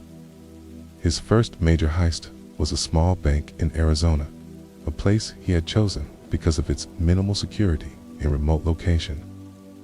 Terry spent weeks planning the operation, studying the bank's layout, the routines of its employees, and the weaknesses in its security systems. When the day finally came, Terry executed the plan flawlessly, slipping into the bank unnoticed and making off with a modest sum of money. It wasn't a life-changing amount, but for Terry, was a victory of proof of concept that he could pull off something far more ambitious. The success of the heist fueled Terry's ambition, and he began to dream bigger, envisioning a life of wealth and power achieved through carefully planned heists. But his early successes also attracted the attention of law enforcement, and it wasn't long before Terry found himself behind bars. For most people, prison would have been the end of the road, but for Terry, it was just the beginning. Behind bars, he honed his skills, networked with other criminals, and laid the groundwork for what would become one of the most sophisticated criminal enterprises in American history. It was during his time in prison that Terry met Joseph, a hardened criminal with a reputation for violence and fearlessness. Joseph, born in 1939 in Philadelphia, had a long history of highway robberies and scams. Like Terry, who relied on his intellect and planning, Joseph was the muscled enforcer who could intimidate and overpower anyone who stood in his way. The two formed an unlikely partnership, with Terry as the mastermind and Joseph as the executor of their plans. Together, they began to recruit other criminals, assembling a gang that would help them carry out their heists. Terry's meticulous nature and Joseph's brute force made them a formidable team. They developed a system for their operations, which involved kidnapping bank managers and their families, forcing the managers to open the banks, and then making a swift escape. The gang operated with strict rules. No children were to be involved.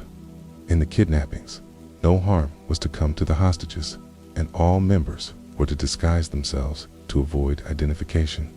After each heist, the gang would split up, making it difficult for law enforcement to track them.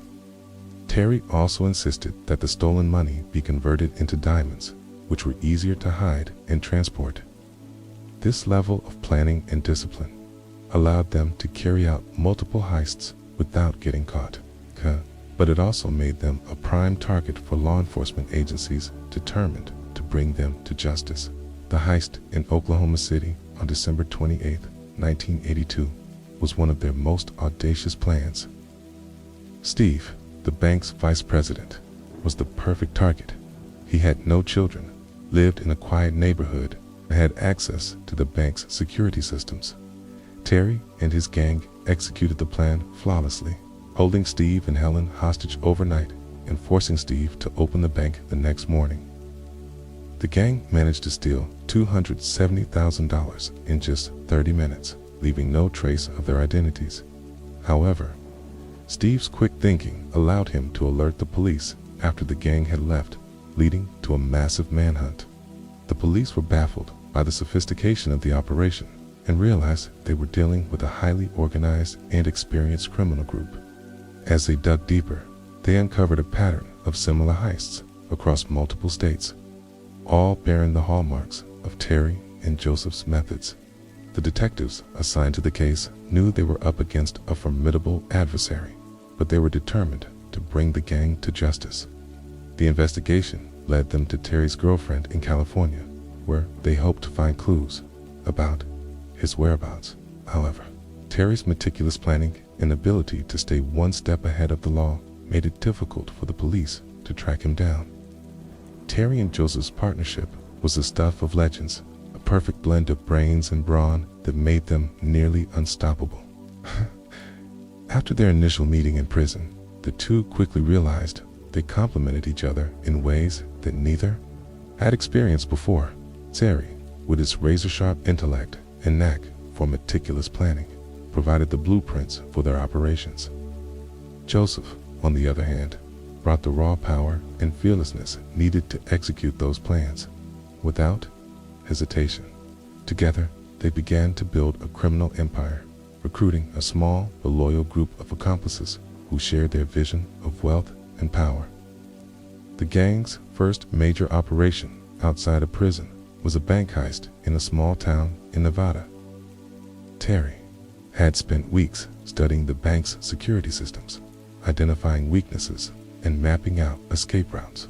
Joseph, meanwhile, handled the recruitment of the team, selecting individuals who were skilled, reliable, and, most importantly, willing to follow orders without question. The heist itself was a masterpiece of precision and timing. Terry and his team entered the bank just as it opened, disguised as maintenance workers. They quickly overpowered the security guards and took the bank manager hostage, forcing him to open the vault. Within minutes, they had emptied the vault of its contents, stuffing the money into duffel bags and making their escape through a back alley. The entire operation took less than 15 minutes, and by the time the police arrived, the gang was long gone. The success of the heist solidified Terry and Joseph's reputation as the most dangerous criminals in the country. And it wasn't long before they began to attract the attention of law enforcement agencies at the highest levels. But Terry and Joseph weren't content to rest on their laurels. They knew that the key to staying ahead of the law was to constantly evolve and adapt their methods.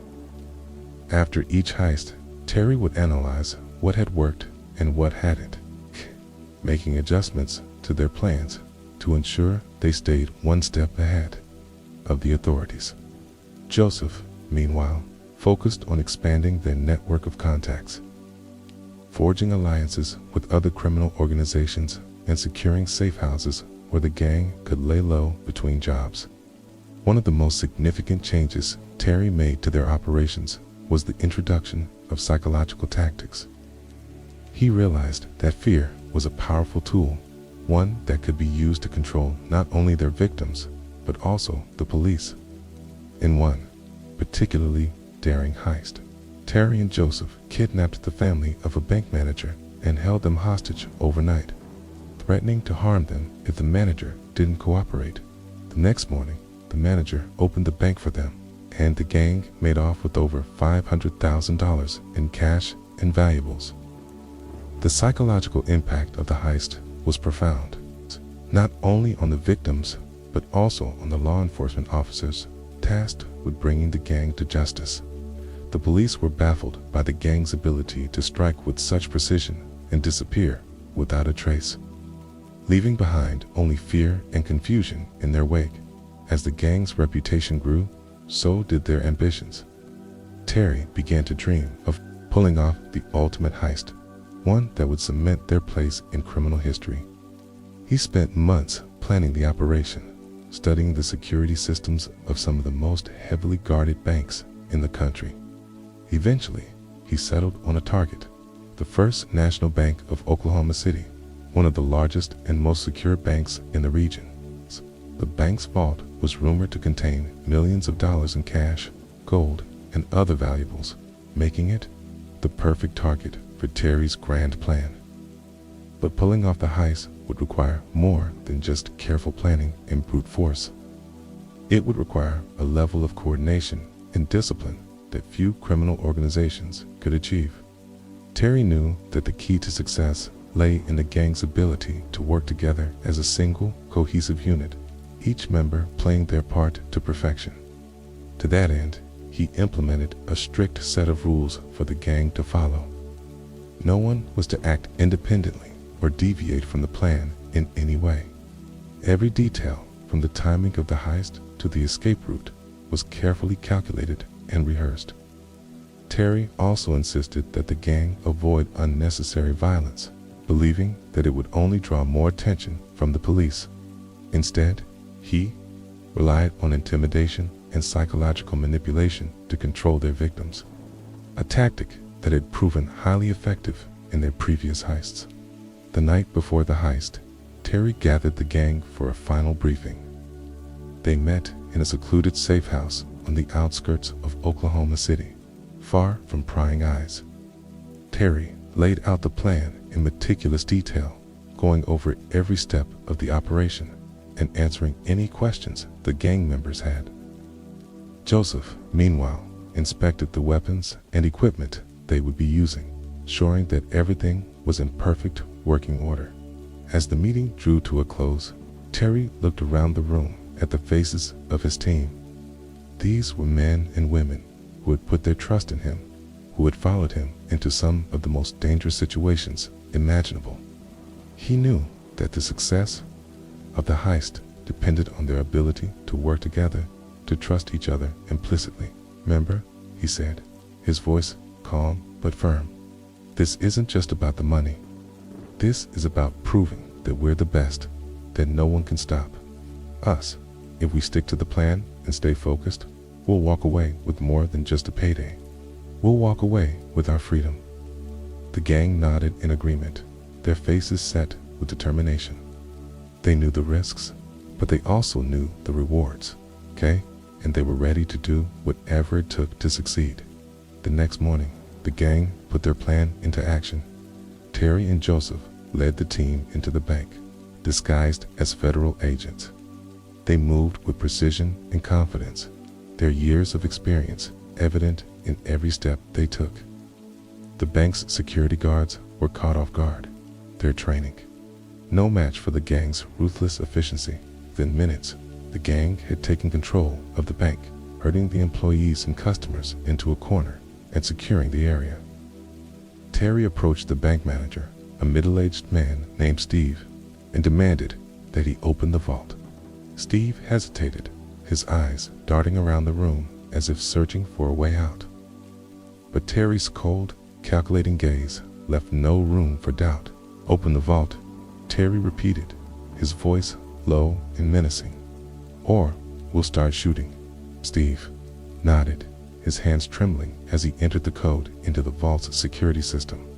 The heavy door swung open, revealing stacks of cash, gold bars, and other valuables.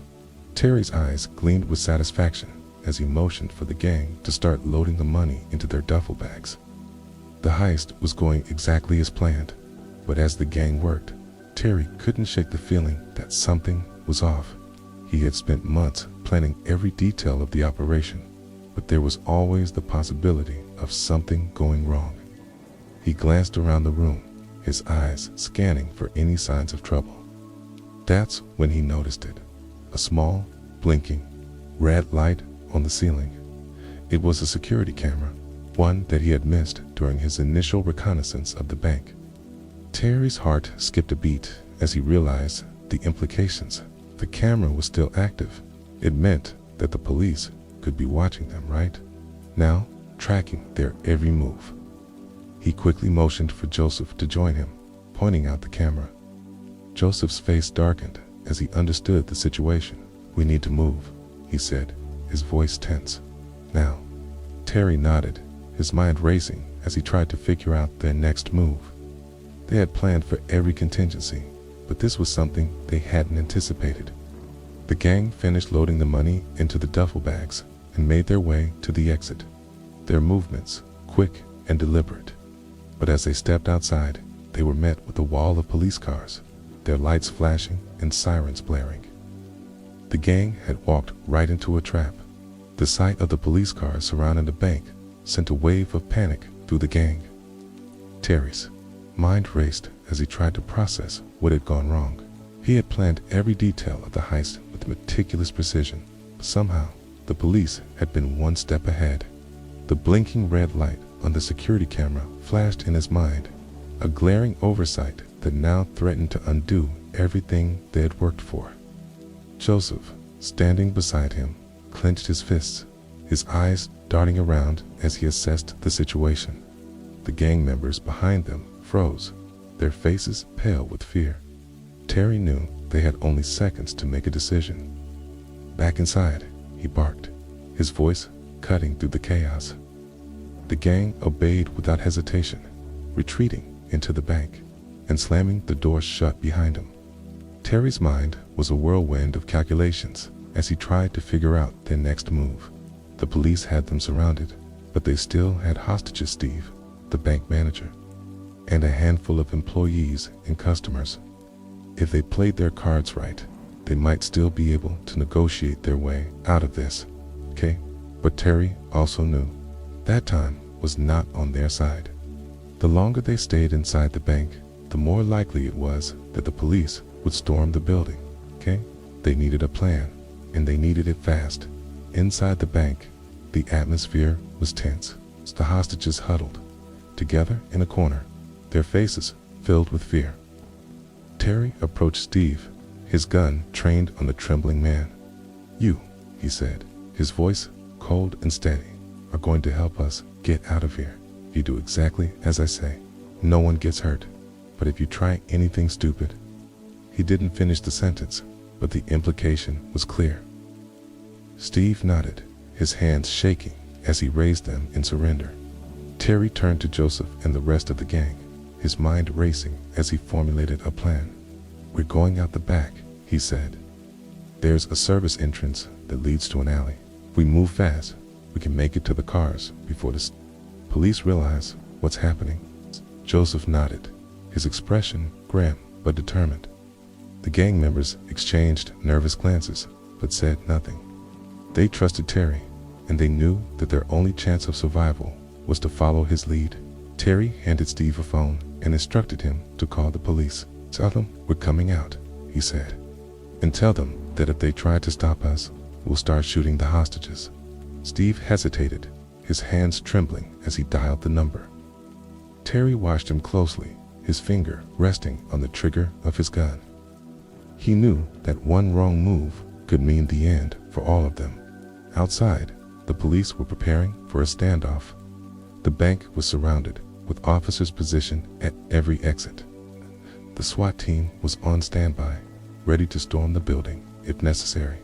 The police chief, a grizzled veteran named Detective Harris, stood at the front of the barricade, his eyes fixed on the bank's doors. He had been tracking Terry and Joseph for months, and he wasn't about to let them slip through his fingers. Now, when the call came in from Steve, Harris listened carefully, his jaw tightening as he heard the demands. "We're coming out," Steve said, his voice shaking. "If you try to stop us, they'll start shooting the hostages." Harris clenched his fists, his mind racing as he tried to figure out the best course of action. He knew that Terry and Joseph were dangerous, but he also knew that he couldn't risk the lives of the hostages. After a moment of tense silence, Harris made his decision. "Let them go," he said to his team. "Follow them. We'll get them when they least expect it." The officers nodded, their faces set with determination. They had been chasing Terry and Joseph for too long to let them escape now. Inside the bank, Terry and his gang were preparing to make their move. They had gathered the hostages together and were using them as human shields as they made their way to the service entrance. Terry led the way, his gun trained on Steve as they moved through the bank's corridors. Joseph brought up the rear, his eyes scanning for any signs of trouble. The gang members followed closely behind, their duffel bags filled with cash and valuables slung over their shoulders. As they reached the service entrance, Terry paused, his heart pounding in his chest. He knew that the next few minutes would determine whether they lived or died. Taking a deep breath, he pushed the door open and stepped outside, his gun pressed against Steve's back. The alley was empty, but Terry knew that the police were watching. He motioned for the gang to follow, their movements quick and deliberate. They made their way to the cars parked at the end of the alley, their eyes darting around for any signs of the police. Terry's mind was a whirlwind of thoughts as he tried to anticipate the police's next move. He knew that they wouldn't let them go without a fight, but he also knew that they had the upper hand for now. As the gang piled into the cars, Terry kept his gun trained on Steve. "You're coming with us," he said, his voice cold and steady. "The police tried to follow us.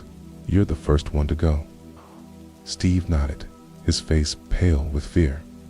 Terry shoved him into the back seat of one of the cars and climbed in after him, his eyes scanning the alley for any signs of movement.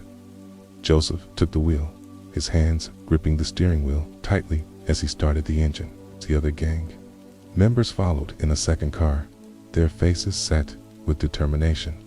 As they pulled out of the alley, Terry kept his eyes on the rearview mirror, watching for any signs of the police. He knew that they were being followed, but he also knew that they had a head start. If they could just make it to the highway, they might be able to lose the police in the traffic. But Terry also knew that the police wouldn't give up that easily. They had been chasing him and Joseph for too long to let them escape now. The car sped through the streets of Oklahoma City, their tires screeching as they rounded corners and weaved through traffic. Terry's mind was a whirlwind of thoughts as he tried to anticipate the police's next move. He knew that they would be setting up roadblocks and checkpoints, trying to cut off their escape routes. But Terry also knew the city like the back of his hand, and he had planned for this. He directed Joseph to take a series of back roads and side streets, avoiding the main thoroughfares where the police were likely to be waiting. The gang members in the second car followed closely behind, their eyes darting around for any signs of trouble. As they approached the highway, Terry felt a surge of hope. If they could just make it onto the open road, they might be able to lose the police for good. But as they merged onto the highway, Terry's heart sank. Up ahead, he could see a line of police cars blocking the road, their lights flashing and sirens blaring. The police had set up a roadblock. There was no way around it.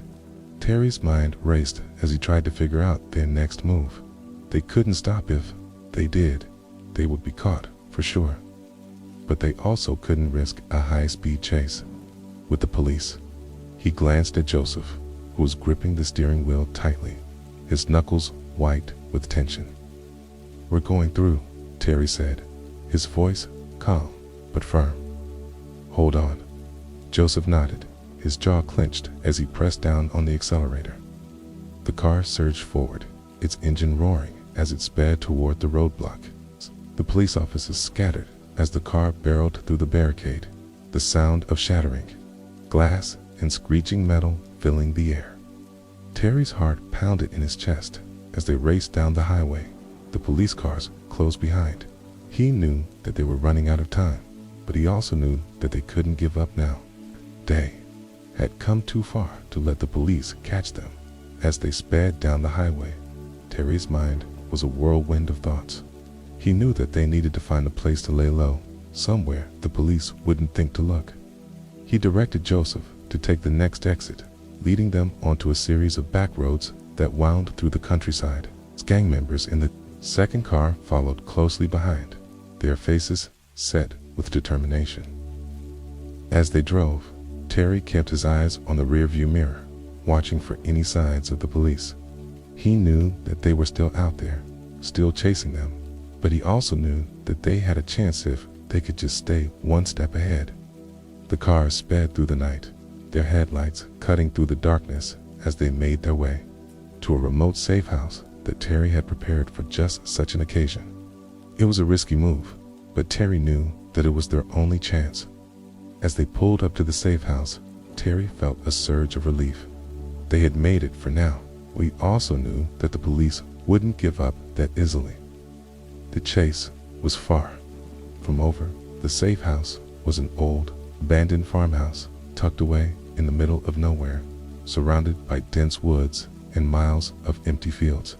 Terry had chosen it for its isolation, knowing that it would be the last place the police would think to look. As the cars pulled up to the house, Terry felt a mix of relief and tension. They had made it this far, but the night was far from over. The gang members piled out of the cars, their faces pale and drawn from the adrenaline of the chase. Terry quickly ushered them inside, his eyes scanning the darkness for any signs of movement. He knew that the police would be searching for them, and they couldn't afford to let their guard down now.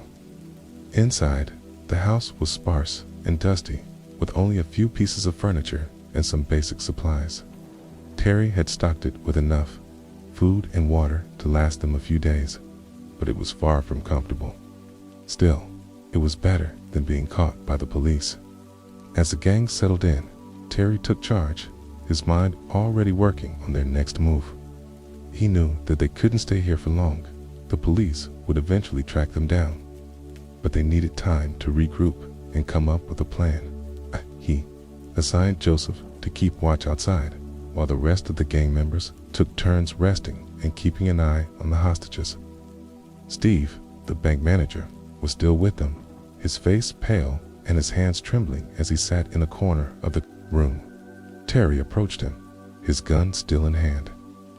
"You're going to help us get out of this," he said, his voice cold and steady. "If you cooperate, you might just live to see another day."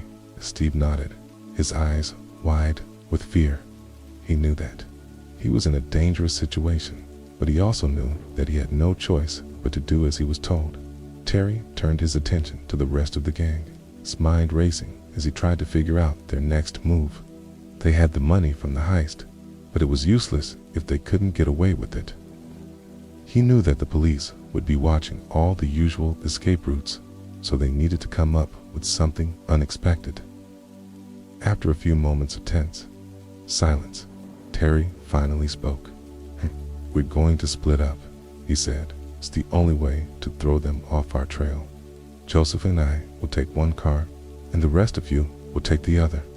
We'll meet up at the rendezvous point in 3 days. If anyone gets caught, they're on their own." The gang members nodded, their faces set with determination. They knew the risks, but they also knew that they had no other choice. Terry handed out fake IDs and cash to each of them, along with instructions on how to get to the rendezvous point. He also gave them strict orders to avoid drawing attention. Themselves, no flashy spending, no unnecessary risks. They needed to stay under the radar if they were going to make it out of this alive. As the gang prepared to leave, Terry pulled Joseph aside. "We need to talk," he said, his voice low and urgent. Joseph nodded, his expression grim. The two men stepped outside, where they could speak without being overheard.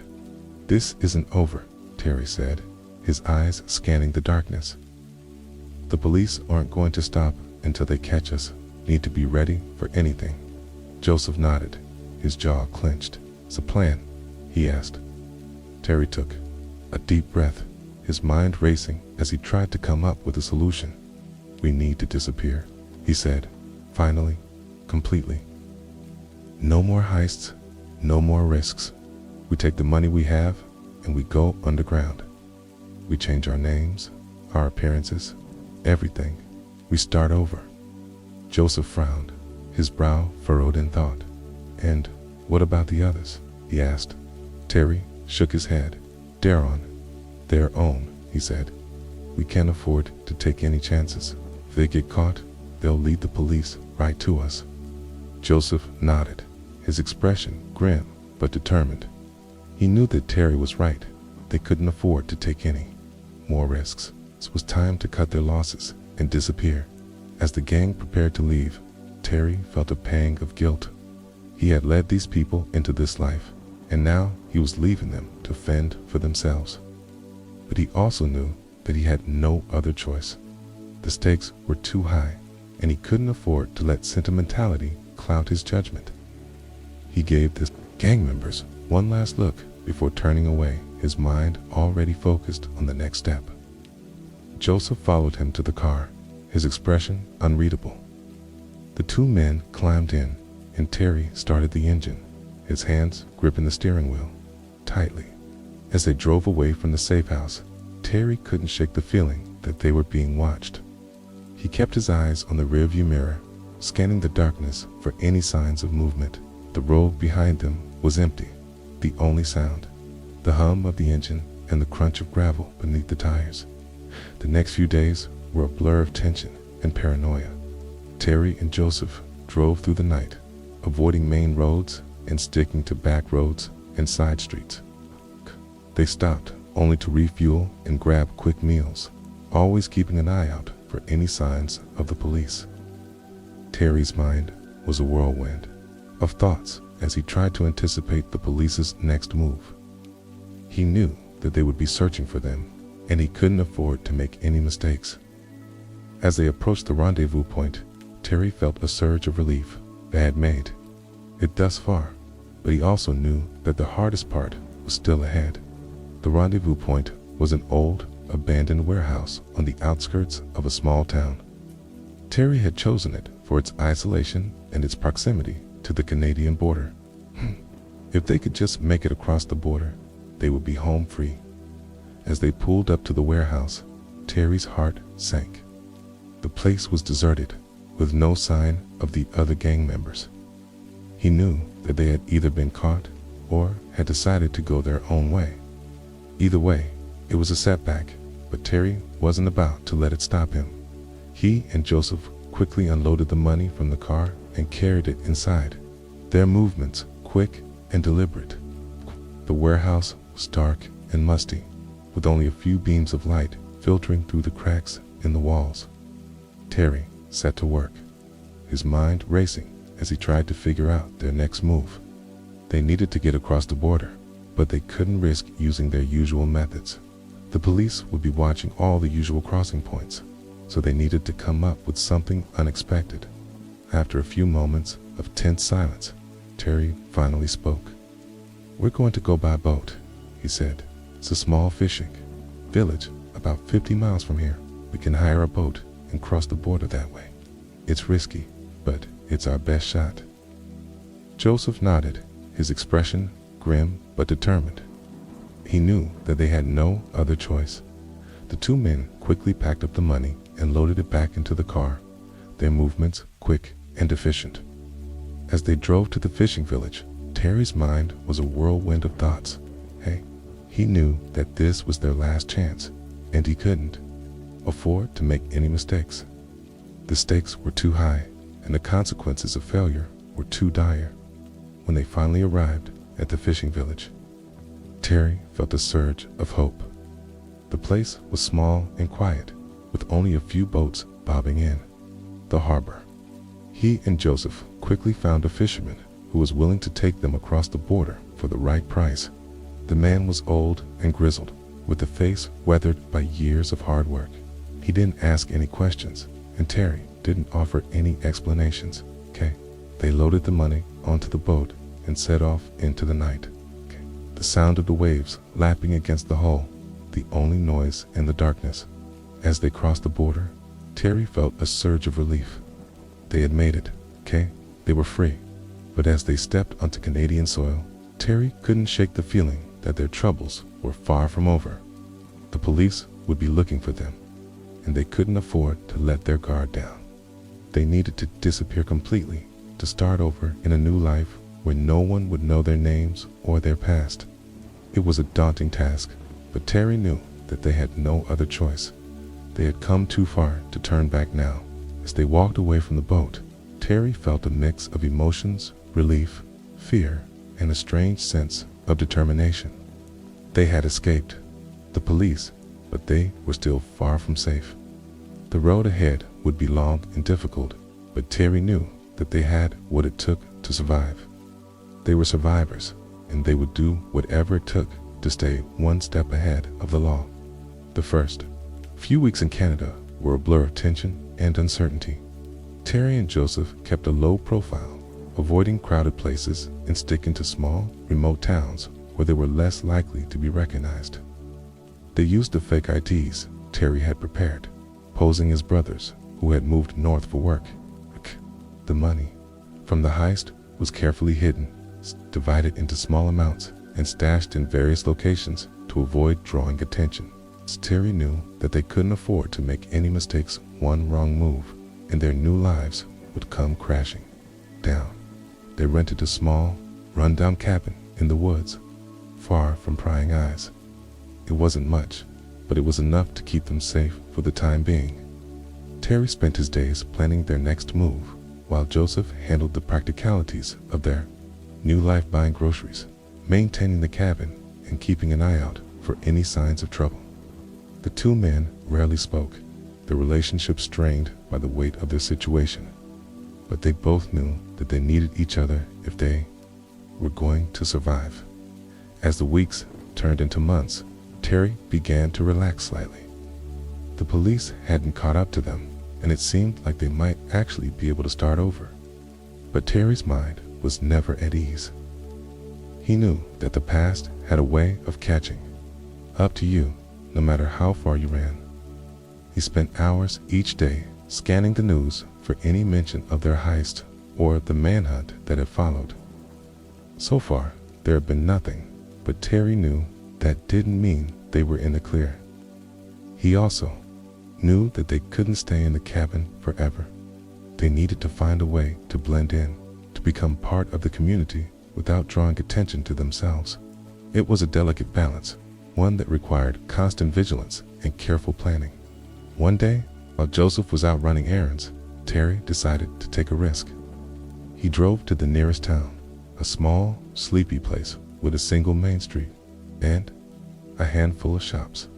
He needed to get a feel for the area to see if it was a place where they could settle down without raising suspicions. As he walked down the street, Terry kept his head down, avoiding eye contact with the locals. He stopped at a diner, ordering a cup of coffee and sitting in a corner booth where he could observe the room without being noticed.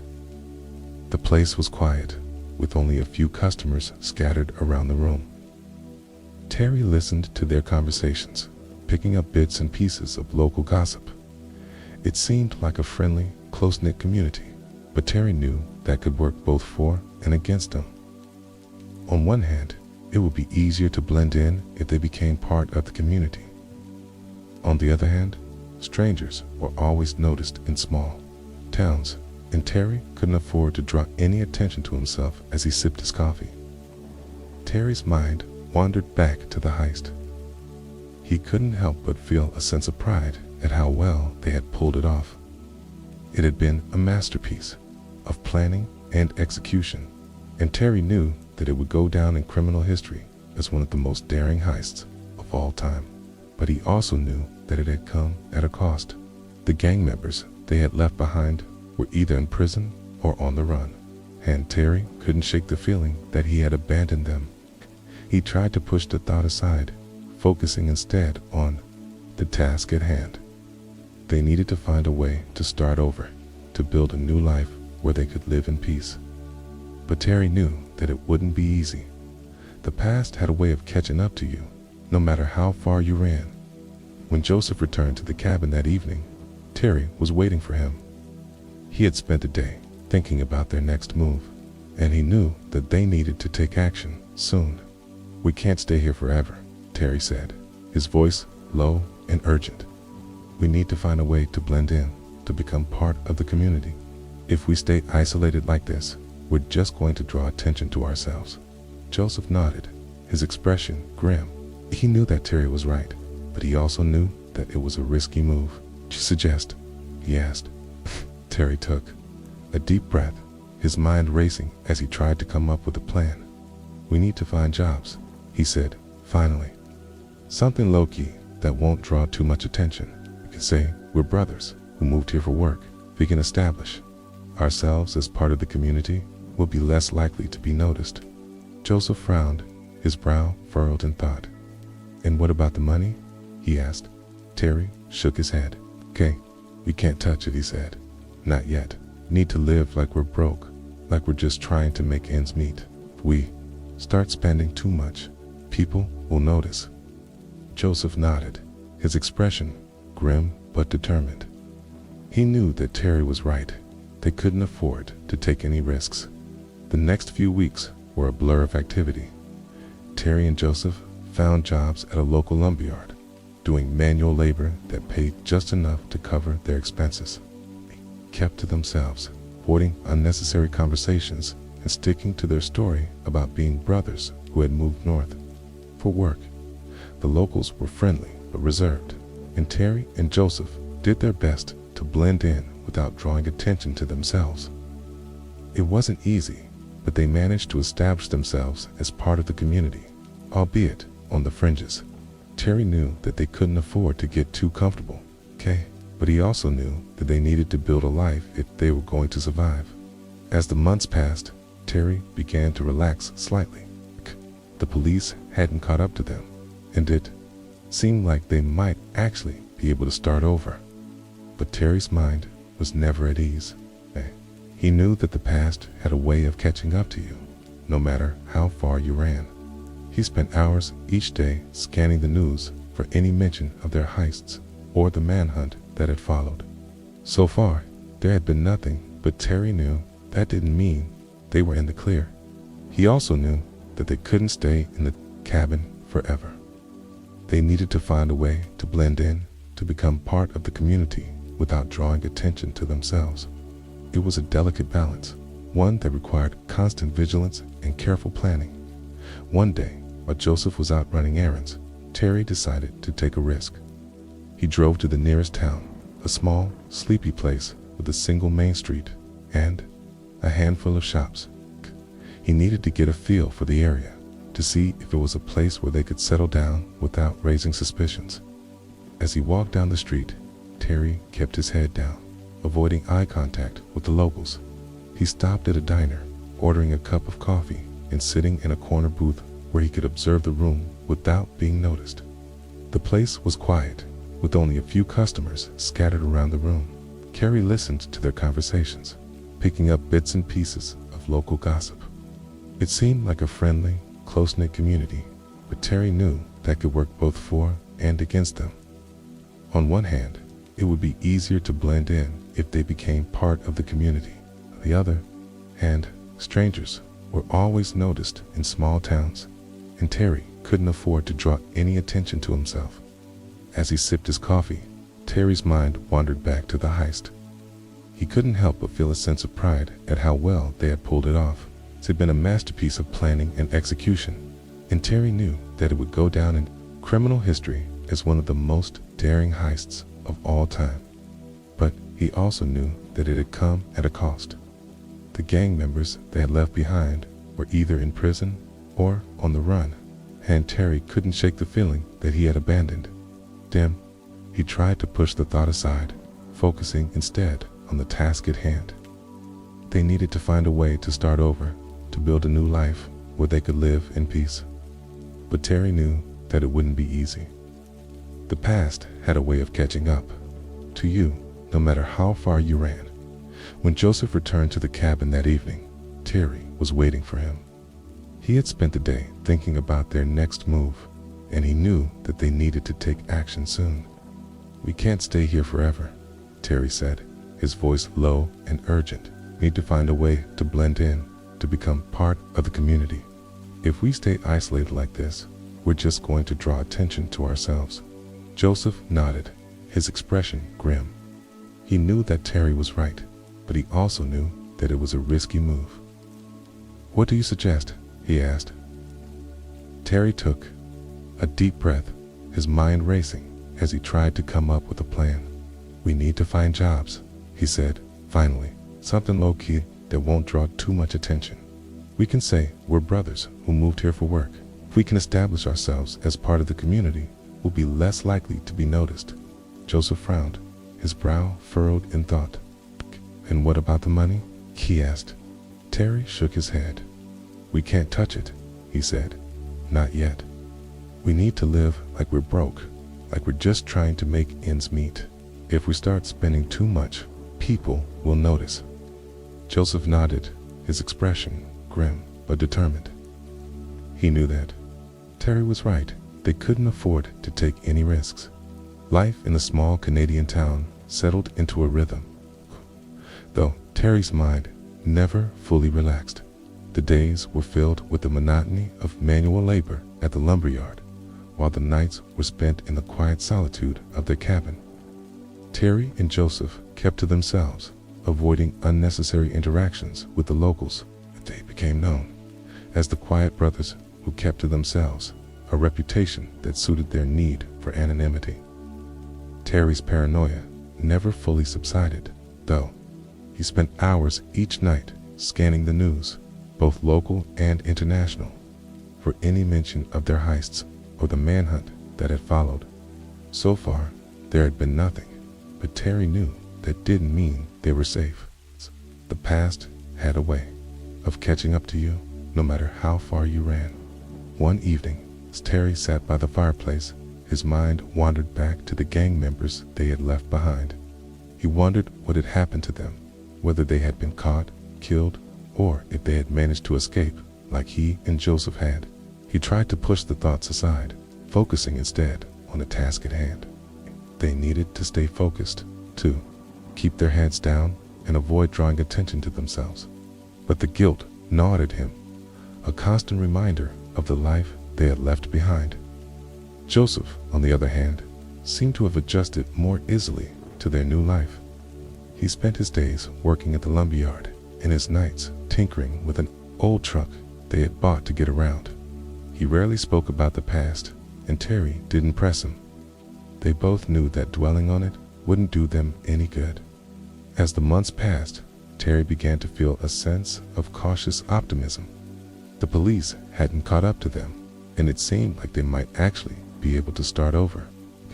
They had managed to establish themselves as part of the community, albeit on the fringes, and the locals had mostly accepted them as the quiet brothers who kept to themselves. Terry even allowed himself to think about the future, about the possibility of building a new life where they could live in peace, but he knew that they couldn't afford to get too comfortable. The past was always lurking in the shadows, waiting to catch up to them. One day, while Terry was at the lumberyard, he overheard a conversation that sent a chill down his spine. Two of his co-workers were talking about a news report they had seen the night before. "Did you hear about those bank robbers?" one of them asked. "The ones who pulled off that big heist down in the States. They say they're still on the run." Terry's heart skipped a beat, but he kept his face neutral, pretending to focus on his work. The other co-worker nodded. "Yeah, I heard about that. They say the police are offering a huge reward for any information leading to their capture. Can you imagine? Those guys must be living like kings somewhere, laughing at the cops." Terry's hands clenched into fists, but he forced himself to stay calm. He knew that they couldn't afford to draw any attention to themselves. Not now. He finished his shift and headed back to the cabin, his mind racing. When he got home, Terry immediately turned on the radio, scanning the stations for any news about the heist. He found a station that was reporting on the manhunt, and his heart sank as he listened. The police were still searching for them, and the reward for information leading to their capture had been increased. Terry knew that it was only a matter of time before someone put two and two together. He turned off the radio and sat down, his mind racing as he tried to figure out their next move. They couldn't stay here forever, but they also couldn't afford to run again. They needed to find a way to disappear completely, to start over, in a place where no one would know their names or their past. That night, Terry sat down with Joseph to discuss their options. "We can't stay here," Terry said, his voice low and urgent. The police are still looking for us, and it's only a matter of time before someone figures out who we are. We need to find a way to disappear completely, to start over in a place where no one will know us." Joseph nodded, his expression grim. He knew that Terry was right, but he also knew that it wouldn't be easy. "What do you suggest?" he asked. Terry took a deep breath, his mind racing as he tried to come up with a plan. "We need to change our identities," he said, finally. "New names, new appearances, everything. We need to become different people so that even if someone recognizes us, they won't be able to prove it." Joseph frowned, his brow furrowed in thought. "And how do we do that?" he asked. Terry shook his head. "I don't know yet," he admitted, "but we need to figure it out soon. We can't afford to wait." The next few days were a blur of tension and uncertainty. Terry spent hours researching how to create new identities, while Joseph handled the practicalities of their daily lives. They knew that they couldn't afford to make any mistakes, so they took their time, carefully planning every detail.